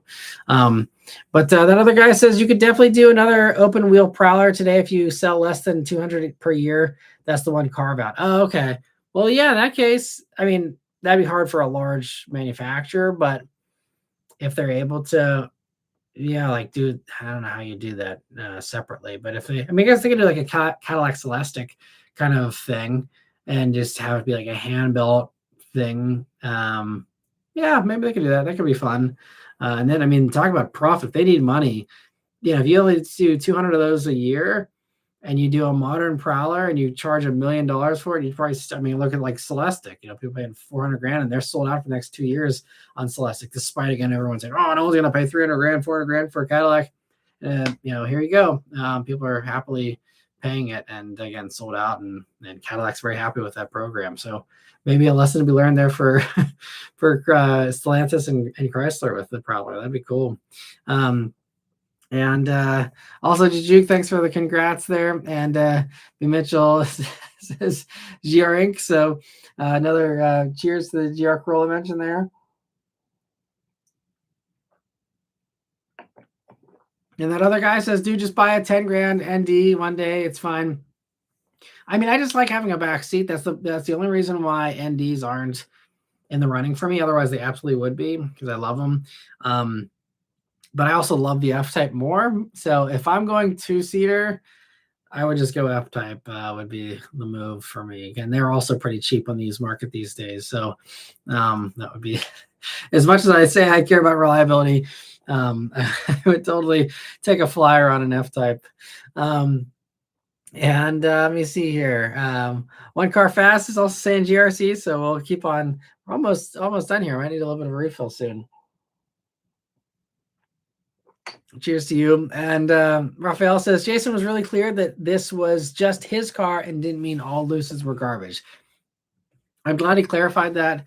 And yeah, the problem though is that, like, and this isn't his fault, but like, there's going to be people that just, cling on to that and use that as, the billboard you point to every time you say, oh, see, this is why I don't have a Lucid, or this is why I don't have an EV, or whatever the case is. But I feel like Lucid just still needs to do some damage control, because even with Jason, being very gracious about it. Again, I have to watch the video, but if that's, if he's telling people it's not that Lucids are garbage, it's still though, like, the experience just really speaks volumes. And that's why I think proving it to people, maybe not even with Jason, but with someone else, like, someone who's very unbiased and will be honest, and not like an ad, but like give someone a free car and be like, do your worst, be completely honest. And, and I really feel like they just need to kind of prove to people that these are not garbage and that they are good cars. And I mean, all the happy owners out there, I guess is already proof enough maybe, but like, I think that there could be, some more, PR effort there to restore things a little bit more, again, because Lucid is not in a position to take a hit. They cannot take a hit right now. They're not, I mean, they're right on the edge there as far as, they're hoping to get the profitability before they run out of money and stuff. They just got a new infusion of money, so I think they'll be okay. But like, that's not what you want to hear. You don't want to hear any kind of issues if you're trying to get this company off the ground, so we'll see what happens. I'm hoping Lucid just has a lot of faith in their new products, and that kind of gives them some momentum and keeps them going. But yeah, it's a shame that Jason got a bad Lucid, because that could have been really a gift for Lucid too, because Jason was really into that car and it showed up. And I think it could have been really great for the company. It's a shame it didn't work out that way. And that's why, like, if I was running Lucid, I would have, like, the first time he had a problem, I would be like, okay, let's swap in another car. I'd be like, okay, like, whatever it is, just like, I would have been like rolling out I would have been like living at Jason's house, making sure his Lucid is correct. Like, if I was lucid, like it would be, yeah, it would have been, it's a shame that it got to that point, honestly. But Fook says, as a Vietnamese, please don't buy VinFast. Well, fair enough. I do love Vietnamese food on Vietnamese. We actually have a really good place nearby. Such good food, and Vietnamese coffee is like, that's the stuff. So yeah, but the cars maybe not so much. And Jordan says, is there an option for a sunroof / moonroof for the Maverick? Our 2015 Fusion has a sunroof. It makes the car feel bigger with the extra natural light. It is really nice to have those. I think Luke is in here. I'm not sure if he has a moonroof in his Maverick, but I'm pretty sure I remember having moonroofs in the Mavericks that I've had for press vehicles. I don't think the Lobo had one, but I thought, I don't know, maybe Luke can correct me because he's got more info on that than I do. But I think you can also just check it out on Ford's configurator and see, but I'm pretty sure you can get one in those.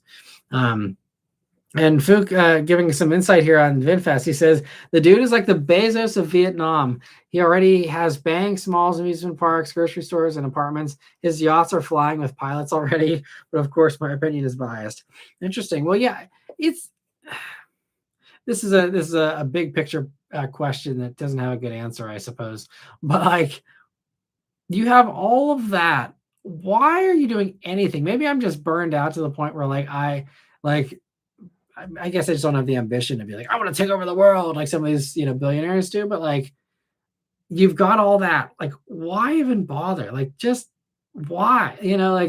Just relax. Let everyone else do stuff. Like, why do you need to conquer another mountain? Like, I don't know. I don't get it. I mean, again, it's just different personalities, I suppose. But like, there's so many times where I see stuff like that. I'm just like, why are you not stopping? Why are you not just walking away and being happy with your first billion? You got to have another billion. You got to have another 10 billion. Like, just enjoy life.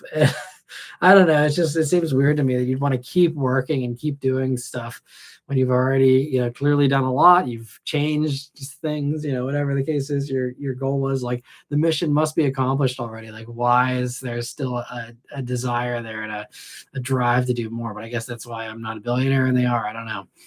But it's interesting.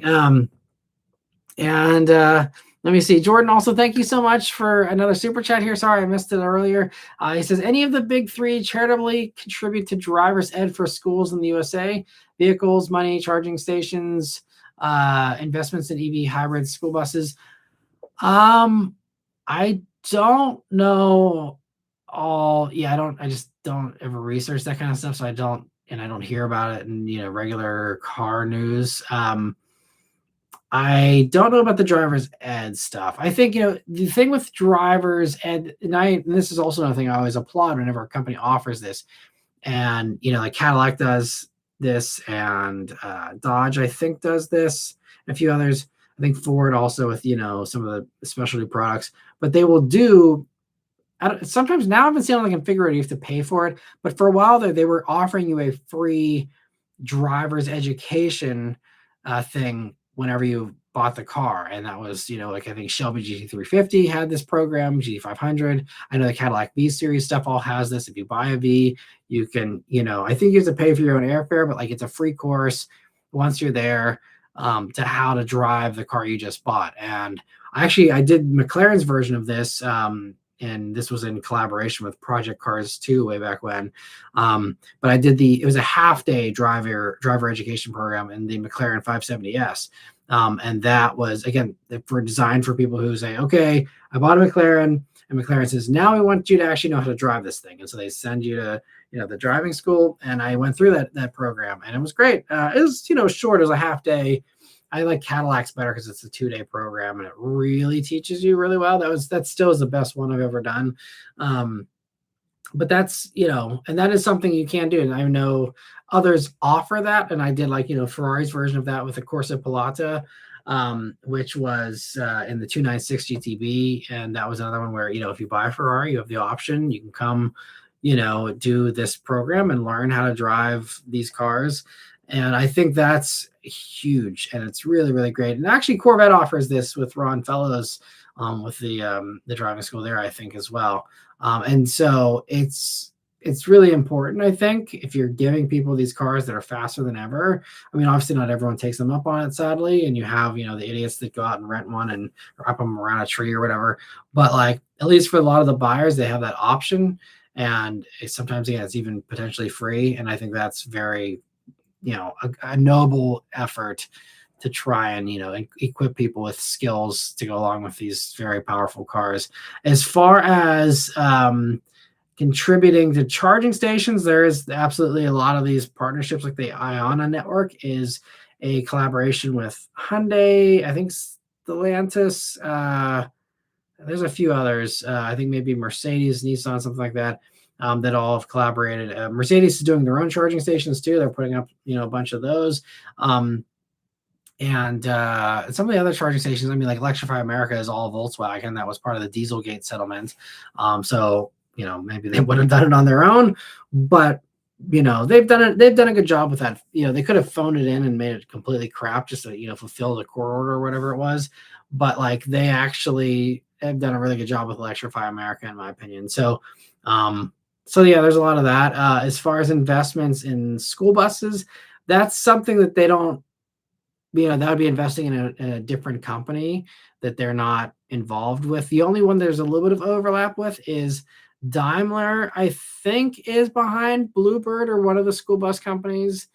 I don't know, but like, and so they're still connected to Mercedes. So in a roundabout way, you could say Mercedes is potentially maybe helping with the EV school bus thing a little bit, which is also another like super red hot thing. They can't build them fast enough because it's like, duh, like, why are we having kids having diesel exhaust pipes at face level for these kindergartners? Like, these should be electric. And now every school district that has the money is running out and ordering as many EV school buses as they can. But yeah, so I think that's the best info I have on that off the top of my head. But I'm sure there's better answers out there for that online. And thank you so much for another super chat, Jordan, and for another one as well. He says Chrysler could benefit with a Lucid purchase. Yeah, I think Lucid could be very informative to them if they just bought one and took that apart to try and figure out the efficiency and all that. And also, Chat, thank you for another super chat. He says, thanks, Chat and Matt. There are a few LGBT car channels out there. I tip my hat to you. The acceptance in this community is great. We just love cars, and I appreciate that. Yeah, I know. What's the other channel? I think it's Out Motorsports. I met him a couple times because he's also in like the Washington area here, DC area. He does some great stuff there too. Yeah, I'm absolutely an ally with you guys, and hope that that's something that improves here in the future. But yeah, thanks so much for your support, and I'm so happy that the community is all so friendly here too. And yeah, thanks again for the super chat as well. All right, let me see. So where were we here? So we're not too far behind. I've been catching up on the comments here a little bit. So Timothy says, what are your thoughts on the Model X and S discontinuation? And your seat looks like it came from a Tesla. Interesting. This is actually a Corbeau seat. I did a little collaboration with them. I did a short, and they said, yeah, we'll send you a seat if you want to use it in your videos. And I said, sounds good. So a lot cooler than my regular seat, which is a little bit rough around the edges these days. So, but yeah, as far as the Model X and S, we talked about this a little bit earlier, so I won't rehash everything, but it's a shame. The S was a great car, and even the X was solid, once they figured out the Falcon doors a little bit better. But it's a big gamble, building the new robots there or whatever. And I don't know if it's going to pay off, but it's a shame. But this is how we kind of started talking about Lucid earlier. I think Lucid kind of, has taken those customers for sure. People who wanted, that's something bigger than a Model 3 or a Model Y. They had nowhere to go. And now, especially, they have nowhere to go. If they want something fresh, you have to go to, to the Lucid, which is, I think that next generation of, the Air is very much what I would envision if Tesla did continue to innovate with the S. I think the Air is where they would have ended up. Gravity, I think, kind of a similar thing. So I think that, for anyone orphaned by Tesla in the past few years, I think Lucid is the correct home, especially if you're those early Tesla fans that liked the cutting edge stuff and liked really feeling like you're on the forefront with the most efficient stuff possible and everything. I think that Lucid is absolutely the way those people are going and would find a good home there. And chassis reliability means everything. Yeah, so in that case, unfortunately the Hyundai stuff, it's not great. You might have good luck. It's the same thing. Like I can't recommend any of the 1.5T Hondas anymore because it's just, now I know they have this flaw, and it's like it's hard to recommend. And so, yeah, I wish companies would. Those companies do fix a lot of things and have had some good recalls and stuff, but some of these other things they just drag their feet on, and it's like you gotta do the right thing for damage control, if nothing else. Let me see. Theodore's stopping by. Thanks so much. He says, hope everyone's doing well tonight. Hope you're doing well too. And B. Mitchell's keeping us going with the GR mentions here. So cheers to you guys. And I'm almost done here with this one. And it'll be nicely timed because by the time I'm done with this, we'll be wrapping up with the live stream here, assuming we don't go way over like we often do. And Lancelot says he's doing well so far, so I'm happy to hear that. And Mr. 705, thanks for stopping by. He says, hey, missing tonight. I was watching a show. Just wanted to pop in and say congrats on 200 plus. I think I've been here for most of them. See you Wednesday. Well, thanks so much for stopping by. I'm sure you've probably already moved on, but if you happen to watch this afterwards, thanks so much. I appreciate that, Mr. 705, and looking forward to chatting on Wednesday. And B. Mitchell says rural mail carriers are all contractors, so they get whatever they want. That's awesome. Okay, I didn't know they all were. That's good to hear. That'd be fun to be able to have your own thing. And Leslie says the USPS used to have a partnership with Subaru to allow the rural carriers to buy right-hand drive Outbacks for cost. Oh, that's cool. I didn't know that they had an agreement set up. That's cool. Yeah, I know a lot of them were Subarus for a long time and still are. But a lot of the Japanese stuff, obviously anything right-hand drive is the way to go there. That's awesome.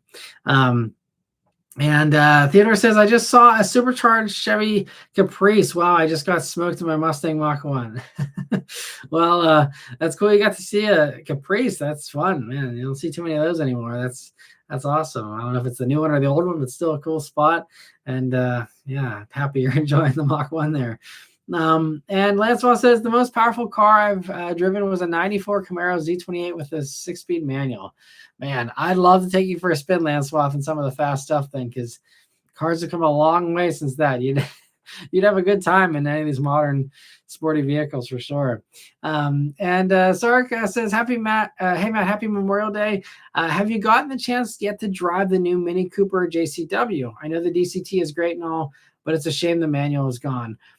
I haven't done the JCW. I did the regular Cooper S last year. Definitely check that one out if you haven't seen it. I had a lot of fun with it. Actually, it was better on a back road than I thought it would be because it doesn't have the limited slip diff. And, that's a big oversight for a car like that to not have that, in my opinion. BMW claims, oh, we can do it with electronics and it's fine. But it's like, I was worried it was going to really hold me back. And at a track day, or if you're really, hammering Tail of the Dragon or something, maybe it would hold you back. But I had a great time on my normal back roads. I didn't feel like the car was, struggling for grip or, tripping over itself or anything. It was really good. And there's not much of a power difference between the JCW and the regular. So if you want to hear my thoughts on that and you didn't see the regular Cooper S, definitely check that out. The DCT is it's totally fine. But yeah, it is a bummer about the manual and that too, especially because they had a high take rate. I mean, Mini up until like, I don't know, 2 or 3 years ago, they had a manual driving school even. So like they were really into the whole manual thing, and and the take rate was there. It just seemed like all the components were correct to keep that around. And obviously if they're going fully electric, okay, it makes sense to kill it off. But now they're clearly going to have the gas stuff around for a while here. And you can dust it off the parts bin. Like, why not put that in there? I don't know. There's some other weird things with the Mini for this generation that I hate the fact that it doesn't have a gauge cluster. The head-up display thing is it's fine, but like having everything in the screen in the middle, there's a little bit of a historical precedent there, so I can't be super mad about it, but it's not, I don't love it. So there's a few, just also the storage spaces. Whoever did the storage space in that car, like, I don't know how they got into interior design in cars, but like it's not for them. It's just like that's the Mini. I think I'm pretty confident in saying this. The current Mini Cooper is the worst interior storage space of any car on the market that I at least have been in. I mean, it's just terrible. There's like an awkward bin in the middle that's like cool in a concept car, but not in a production car that you can't move. And it's just like, and then you have a bunch of useless little dead space in the front of it and the back of it. There's like, it's just like there's like horrible places to put things. You have to always look in the middle for your speed. It's just like there's just a bunch of stuff. It's just, there's cool ideas, and I think with some refinement it could be great. But holy crap, it desperately needs a refresh that fixes all these things, because just, yeah. I mean, I like minis. Obviously, I bought one, and it burned me, but I still would happily have the last generation mini. But the new one just is a tough sell.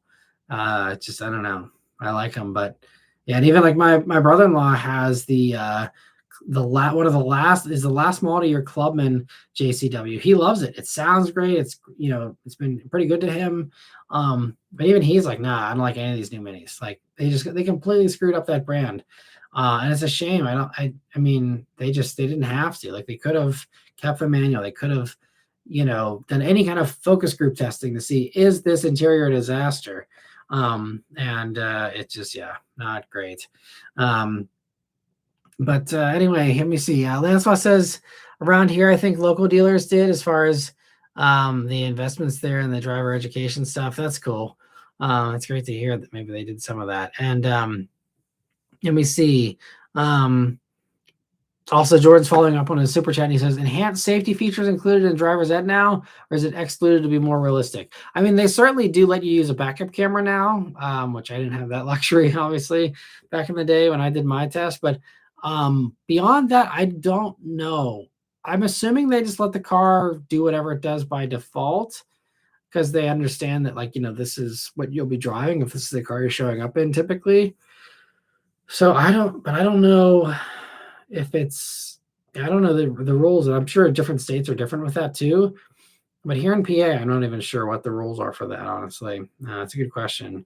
And let me see. And Sark says, I don't mean to get political, but are gas lines and shortages inevitable in the U.S. if the Strait of Hormuz stays closed? I wonder how long that would take. I feel like the news is silent about it. It is kind of weird. So yeah, I'm not an expert on this, so I'm not gonna repeat all the stuff that I've seen, because I haven't vetted everything. But the stuff that I've been hearing is there's certain areas where there already are shortages, obviously, in some of the Asian countries and stuff where they've had real issues. I mean, Japan is really having a big push to conserve, and they're very good at conservation and efficiency, so that's very natural to the Japanese culture. So, and also being considerate is a crazy thing that somehow their just their culture has been able to embrace, and most other cultures in the world haven't, which is one of the reasons why I idolize Japanese culture so much. But like yeah, there's definitely some of that already happening. Other places, there's it's gonna get restricted. Now, it's not gonna go to a complete outage. There will still be stuff flowing in from elsewhere. So it'll never go to zero as the bottom line. So anything that says, and speaks in absolutes, like we're going to run out of gas, so like that is immediately going to be wrong. Like even in Australia, where they, are in that Asian kind of area and do import a lot of their stuff, even they have said, we do have a tiny bit of production here. We do import most of it, but like, it's just going to be, very much restricted if this doesn't, open up. But they're like, we have enough gas for the next couple of months. I think they also don't want people to panic, because this is very much like a, toilet paper run out and, hoard your stuff kind of situation if this turns out. So I think that's why there's not been a lot of coverage. I mean, but the stuff that, you've been hearing, I mean, like Europe is talking about they might run out of jet fuel by the summertime, by the middle of the summer, potentially.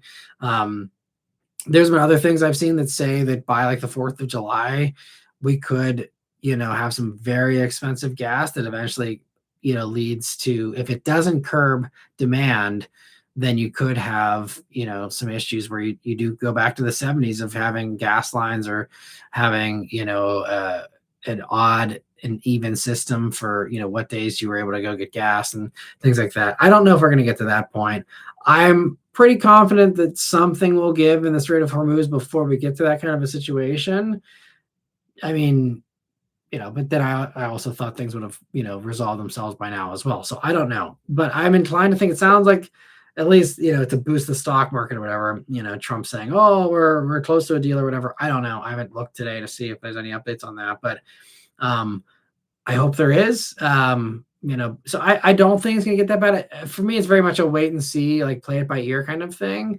But regardless of what happens, it's just like no matter what happens, it's going to take time. It's not going to be cheap by the end of this year. It's going to be painful all year, and it's going to be elevated beyond what it was in February. So that's not going to resolve itself quickly. And there might be some little artificial stuff to help that. They're talking about suspending the gas tax temporarily, and things like that. So, they might try, but that's going to lower it by like 20 cents, maybe. It's not going to make a huge difference. So, like, we'll see. But I think, it's not going to be great if it keeps staying closed. But honestly, like, I guess I won't go off that tangent, but like, it's not even that big of a deal because like it's way worse as far as the domino effects of fertilizer. Like, I mean, we are royally screwing our farming industry right now because of this stuff, because fertilizer comes from Qatar for most of this stuff and all of these chemicals that they need for all these farming things. And they're saying like they can't put in the crops. They can't make food.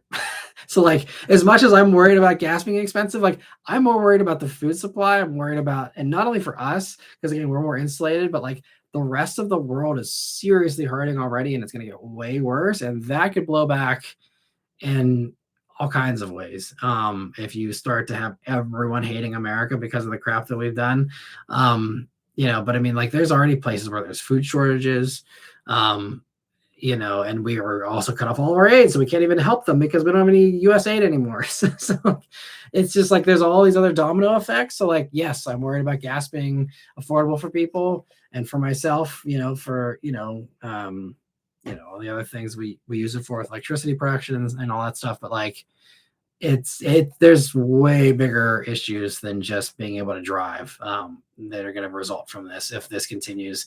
So that's really the bigger picture, kind of zoom out of this, in my opinion. But anyway, Michelle says apparently there's a Chrysler Arrow and Arrow Cross coming out that would be rebadged Fiat Grizzlies. Yes, I covered that in the Stellantis video that I did as well. Some people have said the Grizzly is not going to be the basis for that. The Grizzly is a little bit smaller. So I'm not sure, because that's what I heard too. And then also people are saying it's going to be based on the Peugeot 2008, which is a little bit bigger. So I don't know. The Grizzlies, though, seem like they made the most sense because they do have the same fastback and SUV like variants, those two versions. So it makes sense that it would be based on the Grizzlies. So I'm not sure which way, what's accurate there, but that seems to make the most sense to me too. For sure. And Luke, thanks for chiming in about the Maverick having a sunroof. Okay, it's an option, but mine has it. Nice. That's awesome that you're able to get one too. And B. Mitchell said, seems to me that the sunroof moonroof is a Lariat only option on the Maverick. Okay, yeah, thanks for your help as well, B. Mitchell. And also, see Lancelot, thanks for the support there too for Chad and Jordan. And Goth Rocker says, hey Matt, happy 200th live. Thanks for stopping by. He says, got here late, busy today with parties in life. I missed a lot, but happy 200th. Well, yeah, I totally get it. Yeah, this is probably not a great weekend to have a live. I know everyone's got better things to do, but thanks so much for stopping by here for a little bit. And yeah, I'm glad everyone's going out and enjoying the Memorial Day weekend here. And that's what it's about, is enjoying your family, your friends, getting out there and the real world, enjoying stuff. But I very much appreciate those of you that hang out here with me as well. And maybe someday we'll have a real meetup where we can all do this as well. It's a shame we're all so spread out. It's a little hard logistically to do a big meet, but man, it'd be awesome to all hang out someday and and have some actual drinks in person. That would be fun. But let me see here. We're almost at the end, I think, with the chats, and then we'll head on out, and you guys can keep enjoying your Memorial weekend here. But let me see. So Theodore says, "Hey Matt, what was the first car that really scared you to death?" Mine was a twin turbo Mustang GT, no traction control, no stability control. That does sound terrifying. Holy crap. I mean, I'm trying to think. If we're talking about stuff that I was behind the wheel driving, I don't know. This is a thinker. I mean, there was some really fast stuff, like the Yenko Camaro that I did. The new like Yenko thing that was an 800 horsepower and a regular Camaro that basically had nothing else other than the giant supercharger. That was pretty scary. And that's why it's one of my craziest reactions, because that one was like kind of, holding on for dear life there a little bit. But it wasn't that terrifying. I'm trying to think. I feel like there was one that was really like, I don't know. But I'm trying to. Sometimes I wish I had like a list of like all my reviews. I could just like immediately scroll without having to go and pull up another web page, because that would help jog my memory. But I can't think of anything that like was super terrifying when I was driving. I feel like there's something for sure. I'm blanking on what it is that was crazy. I don't know. Maybe it'll come to me. I'll keep thinking about it in the background. Let me see. That's a good question, though. And last one says, Haggerty did an Icons video about the Model S a few weeks ago. Very good video done by Jason Camisa. Yeah, I haven't had a chance to catch up on that one either, but I'll have to check it out eventually here. Let me see. So Lee's Restoration Station, thanks for stopping by. He says he finally made it to a live. Well, thanks so much. Glad it worked out for you here at the tail end, and I hope you're doing well. Definitely be sure to go watch the earlier first 2 hours of this if you want to hear all the stuff we chatted about. But thanks so much for stopping by. And B. Mitchell says Saturn, Jeep, and International for Scouts also had packages exclusive to rural mail carriers. I interviewed an IHC dealer who said in the last few years his only sales of Scouts were to mail carriers. Wow, crazy. That's funny. Man, that was probably a fun interview. But I didn't know that Saturn did that too. I mean, I could see Jeep for sure and the Scouts, but interesting about Saturn. So they made right-hand drive Saturns. That's a fun collectible. Because I don't think, did they export Saturn to any right-hand drive markets? I don't think they did. So it was that's a lot of R&D and bother to make just for mail carriers. There's more to that story. I really want to hear. That's interesting. And let me see. Last one says poor storage space. Cough. Lotus Esprit Turbo from the 80s. Yes. Well, certainly there's stuff that has been worse in the past. Absolutely. There's stuff where there's non-existent storage space. I mean, even all the classics. That's like one of the first things the average, classic car owner does is they put the little like thing that drapes over the transmission tunnel there in the front to have your two cup holders and a little cubby. So that's certainly was not great. That was just not thought about back then. But as far as 2026 where that's expected, like the Mini is just a giant swing and a miss. I don't know what they were doing there. But Sark says, I agree, man. The design is cool, but also weird at the same time. My uncle had a 25 Countryman for a while, and that plexiglass heads-up display and no gauge cluster was an eyesore. Yeah, I bet. It's just, if you do an actual head-up display, it's really good. Like the or even like the new thing the BMW has where they have a bar at the bottom there. Like, I mean, that could be okay, but yeah, no, the little plexiglass thing, and even just like a regular head-up display, which doesn't work in with polarized sunglasses and all that. Like, just not a good solution yet. Maybe in the future if you do better head-up displays, but not now. And also a car like a Mini, you don't want something super futuristic. You want traditional. So like, it's just the wrong car to experiment with that stuff in. If you're trying to experiment getting rid of gauge clusters, Mini is not the brand to pioneer that with, I think. Yeah, Mitchell agrees about the Lotuses there, not having any storage space there. Sark says, I don't know why they didn't make a four-door JCW. Yeah. I don't know. I mean, well, I guess maybe you can get the JCW like style package, but maybe you can't get the full blown thing. But it's not that much of a difference in power, so I wouldn't worry about that too much, honestly. But Michelle says it took driver's ed in 2016. At the time, they used the Ford Fusions or the Chevy Impalas. I got the Fusion. It was a base model that had a backup cam. Instructor said it's there to help you, not depend on it. Yeah, which is good advice because there's still some backup cameras that are kind of weird. I just had the Subaru Outback Wilderness, which you'll be seeing a review on here this week. That still has a weird fisheye to the back to the rearview camera, and I'm like, why was this the choice? It just seemed real like inaccurate. Like you can't depend on it for like actually gauging space and stuff because it's just really weird with a fisheye on that one for some reason. Most of them are pretty good these days, but that one is just not great. Lancelot says, when I took driver's ed, Bush Sr. was president. Oh, man. Simpler times. And V. Mitchell said, when I took driver's ed, Carter was president, but not for long.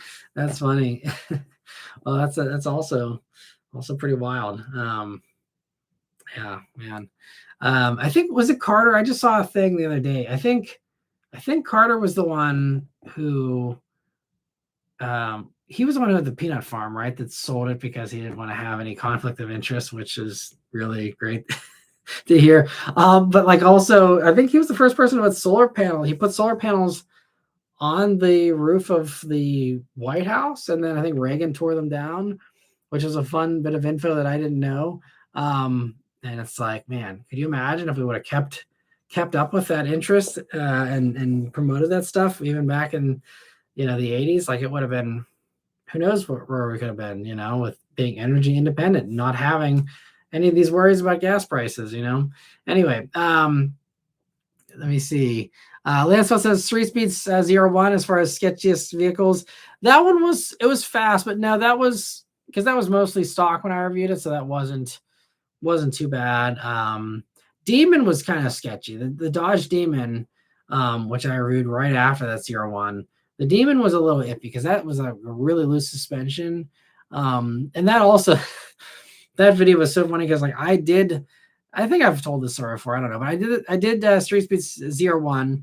And then like, there was a few other people that had come to, hang out and say hi because this was again back in the peak of my popularity, and so a bunch of people were excited to meet me and come say hi and stuff. So like had a little crowd and stuff, and one of the guys like, oh yeah, I got a Demon at home, I can go, I'm like 15 minutes away, I can go grab it if you want to do a review on it. And this was again back in the simpler days when I didn't do a ton of research and didn't it was a little bit more surface level. So I'm like, yeah, sure. And I just quickly looked up like all the basic specs, and then he brought it back 15 minutes later and did a review on that. So that was very unprepared, but like, I mean, I got a Demon review that I wasn't expecting out of it. And that was great. And it was very kind of the owner to offer that too. But so that one just maybe, because the car is kind of a little bit sketchy and also not being prepared, made that one a little bit iffy. The new Nismo Z. Yes, that's the one. Thank you, Lancelot. The Nismo Z. After almost 1,000 car reviews, the Nismo Z, at least that one that I had, was the closest a car ever came to trying to kill me, because that thing had zero grip on those tires, and I don't know why. I can't figure it out. Maybe someone someday can figure it out, but like the tires had grip. They were at the right, they had tread. They were at the right temperature. There was no cracks in them.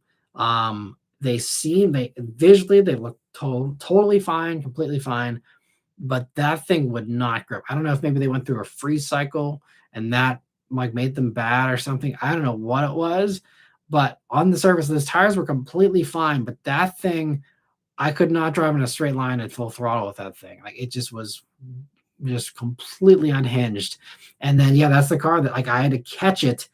It stepped out on me in a big way. And again, that I'm very thankful for my training that I have, because like if that car would have done that to me 10 years ago, I don't know if it would have been as good of a result.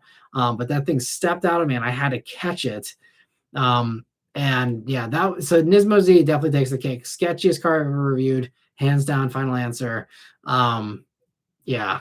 And I'm hoping, so the manual ones now going out into the press fleets. People are starting to review them after the media drive, which I didn't get invited on. Otherwise, I probably would have actually gone on that one, because I haven't gone on a track trip yet this year, and I need to exercise my track driving a little bit. But yeah, I'm hoping to get the new manual Nismo Z in, and I'll be very cautious with it because but I mean, everyone else swears that car is super good with handling, and I'm convinced that I just had a bad one somehow with something. So I really want to redeem that car because I don't want to hate it. I think it's should be great.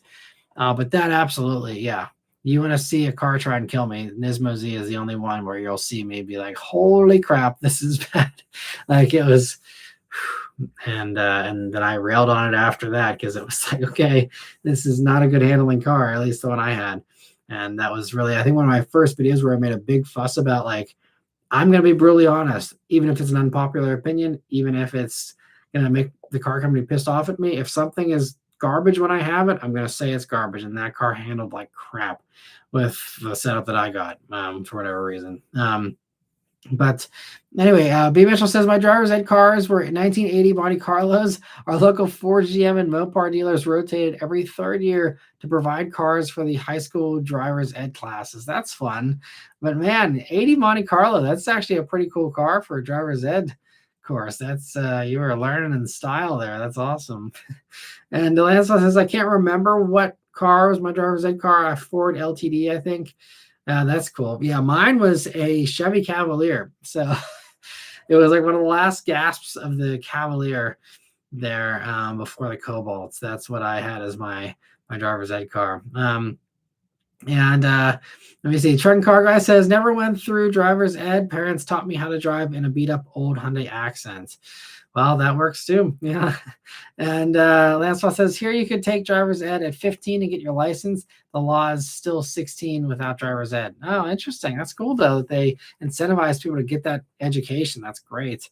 And Drunken Car Guy says, I didn't get my license until 18 or 19 because I was overseas when I turned 16. Gotcha. Well, yeah, that's cool that you eventually got it, though, and still earlier than a lot of people, especially these days, for sure. And Lance says, yeah, he was a peanut farmer. Okay, I'm glad I remembered that correctly. And Lee's Restoration Station says, what's a standard feature on new cars that you notice surprises people even though it's not optional? I noticed a lot of folks are impressed with backup cameras, as if the manufacturers had a choice. That's funny. Yeah, I feel like I have a good answer for this, because there was something like this just the other day, and someone was impressed with it, and I was like, really? Like, you think this is great? And oh man, I gotta think about what it was, because this was a good one. And I remember, like, it was really funny. I was showing someone a press car. Oh, so I was showing they're a very sweet older guy, and not a ton of experience with cars. But I took my father-in-law and his friend for a ride, and I had a Honda Pilot, which you'll be seeing the review on hopefully tomorrow.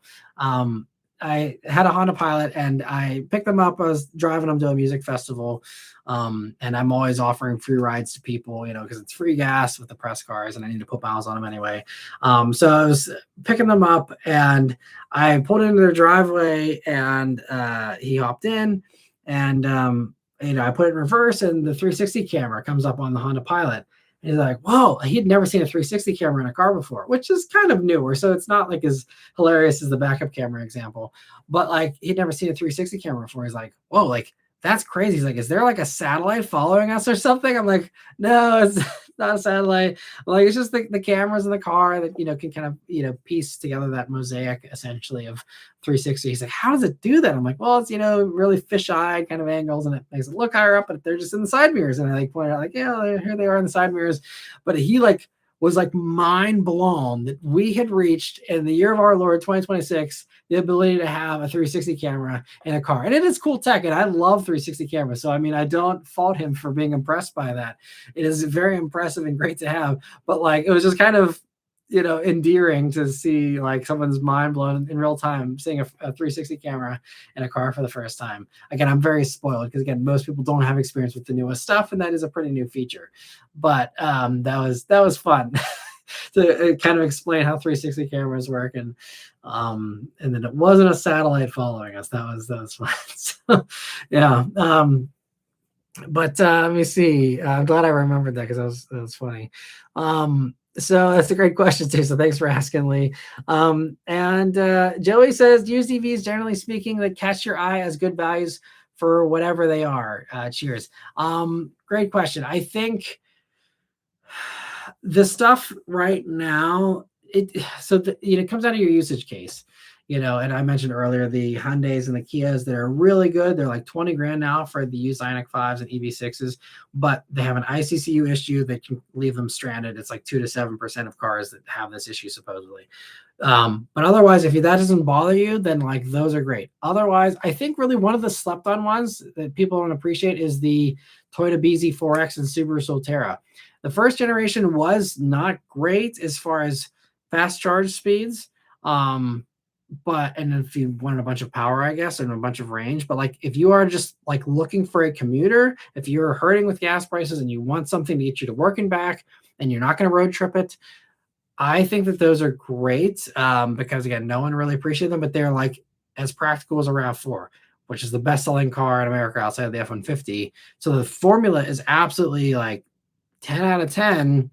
It's just the execution for that first iteration wasn't great, but it still was absolutely completely fine for a daily driver, work beater kind of situation. Also, I think, Nissan Leafs are pretty good. Now, they don't have the batteries are air cooled, so they do degrade faster. So it comes down to how long you plan to keep it for. Otherwise, I wouldn't recommend the Leaf for that. But the Bolt does have the cooling, and the Bolt, even though a lot of them have the battery recall, that means they have new batteries and they've fixed that issue. So it has a stain on it because of had this battery fire kind of thing. But they've fixed that. They've resolved it. There's new batteries. And so now you get a fresher battery in a Bolt. It's another great little commuter. I did a review on a Bolt EUV a couple years back. You can even get them with Super Cruise. You can have hands-free electric commuting on the highway. And you can get it for really cheap prices. And even a new Bolt right now, I mean, you can get them for 28 grand. And I mean, there may be incentives, I don't even know, but like that's the sticker is like 28. So that's a really good one too. But I mean, as far as other used stuff, I mean, I think the other one too is like Mach-E's, like Ford Mustang Mach-E. It treated us really well. They figured out the like stranding issue and fixed that, I think, for the most part. And those, but you can get well, I don't know, they've maybe gone up in price since, but you could have picked one up for mid-20s. It's a nice spacious car. You can get a lot of range in them still. It's still 150 kilowatt fast charging, just like a lot of the other mainstream new stuff here in 2026. Great cars. And I think they have the advantage of being a little bit older compared to some of the newer stuff, so they've depreciated more, and you can get them even cheaper. But it's a really good car. There's some issues with it. I didn't love the fact that rear brakes, if you don't drive it enough, can get gunked up and score the rotors. So there's no perfect car, but I think Mach-E was really, a pretty solid car overall for us. I'm very happy with ours. And we had it for 3 years. So, that's another one that I think is a really solid value. I'm sure there's even some Equinox EVs now you can already pick up used that are probably going to be a solid value there.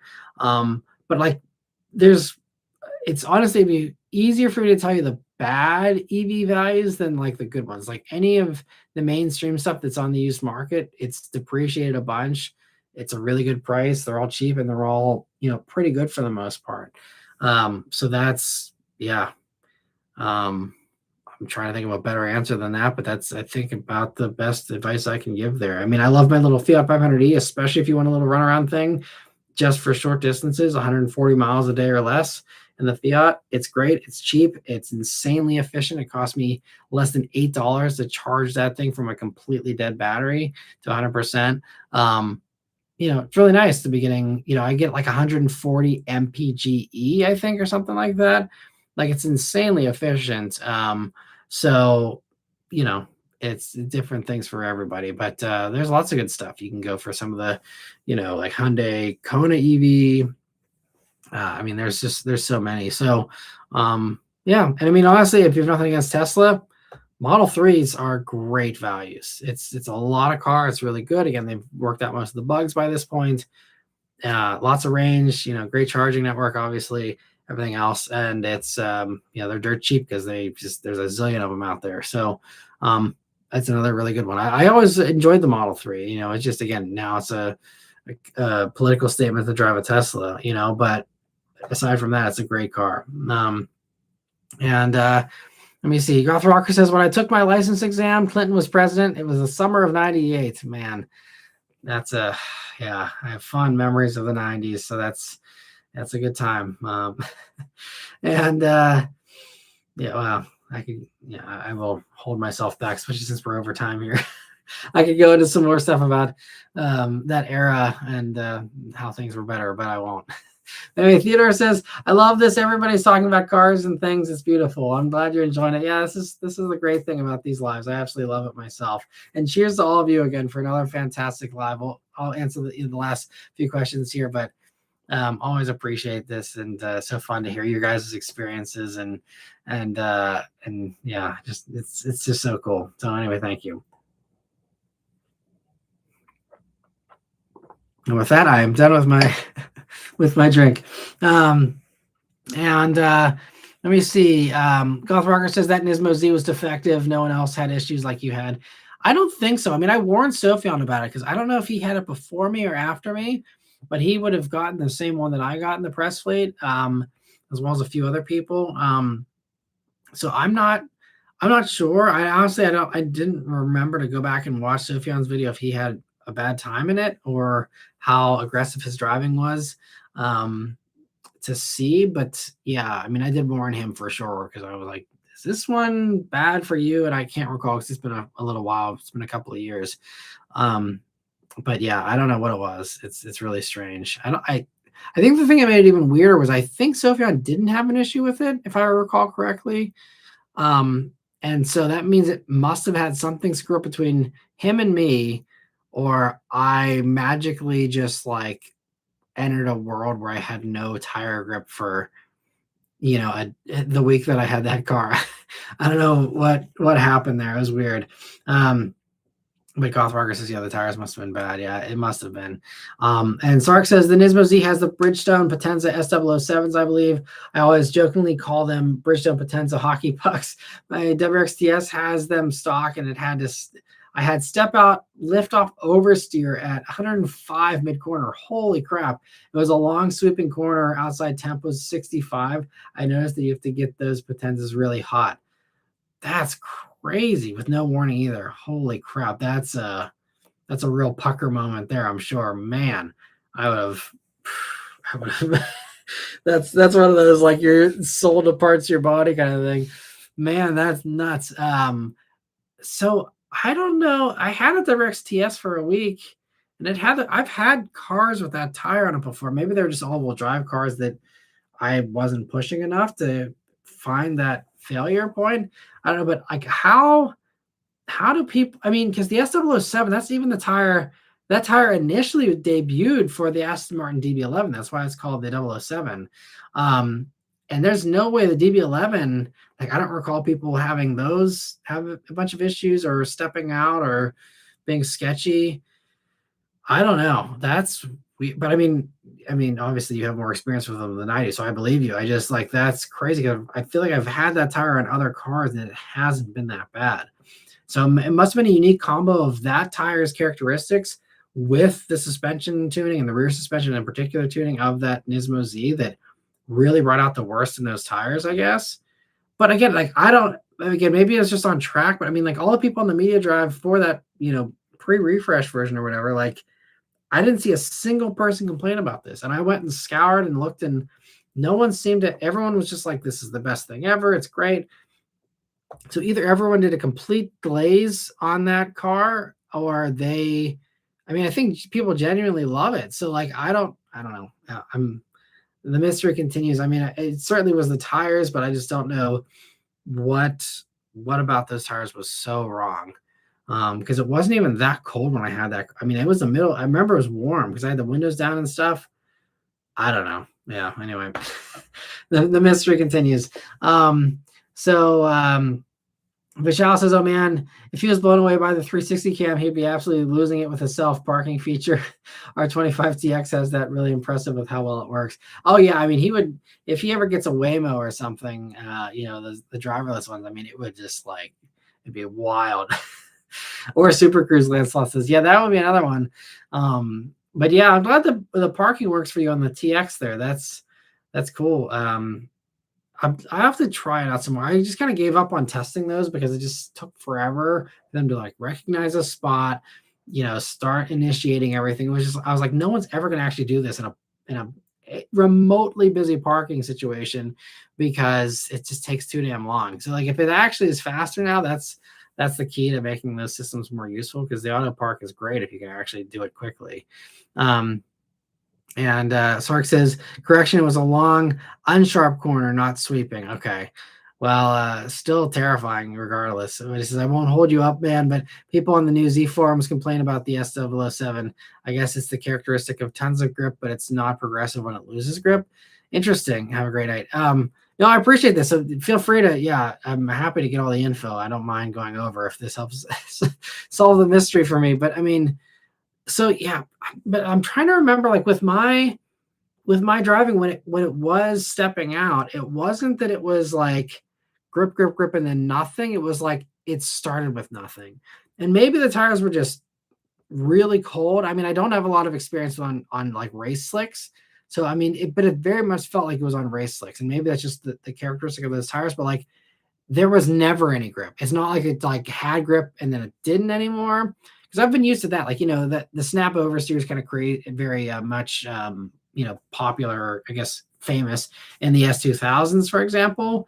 Regardless of the tire, just like that car likes to snap oversteer, and like I've pushed S2000s a little bit, and like you can absolutely, I feel like okay, like this is getting to the point where it's going to snap on me pretty soon, but it's still a little bit progressive. This, it was like there was zero warning, and there was no grip. It was just like again, like I remember there's one point where I was driving just up a regular straight hill, and I mean, it was like squirming, just getting up like you would thought I was driving on snow, and it was a summer day. Like it was just like, it's crazy. So I mean, maybe they're just a really bad set of S007s. So it's like regular S007s, like and then this was like extra bad.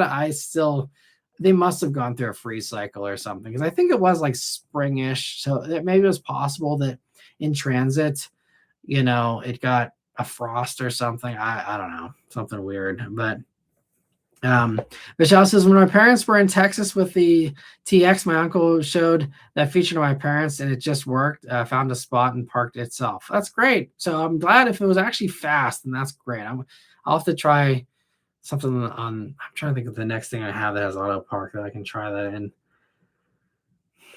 Yeah, it'll be one of these vehicles pretty soon, I think. So I'll have to give it a try. Thanks for letting me know, because I gave up all hope on those.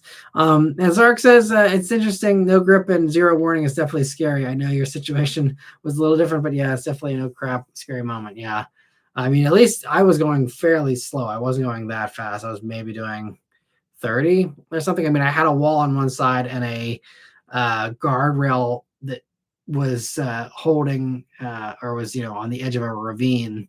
So a little bit of a scarier moment from a repercussion standpoint, but 105 and a WX going sideways is probably way more scary, because the speed component is that's what can get you in trouble real quick. But anyway, so yeah, thanks so much everyone though for a great 2.5 hour chat here. Hope you guys have a great Memorial Day tomorrow.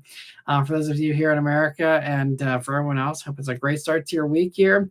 And yeah, but I'd be looking forward to seeing you guys here on Wednesday for the 1 hour live, and stay tuned for again pilot review tomorrow, and Outback Wilderness here later this week, and some cool stuff for those of you who are members. We wanted to check out the member schedule here for the month of June here. It's gonna be some cool stuff, and yeah, you'll be hopefully enjoying a few good reactions here in June. So stay tuned for that. But anyway, thank you all so much for hanging out here, and I'll see you guys in the next one. Have a safe, happy, healthy Memorial Day, and yeah, take care.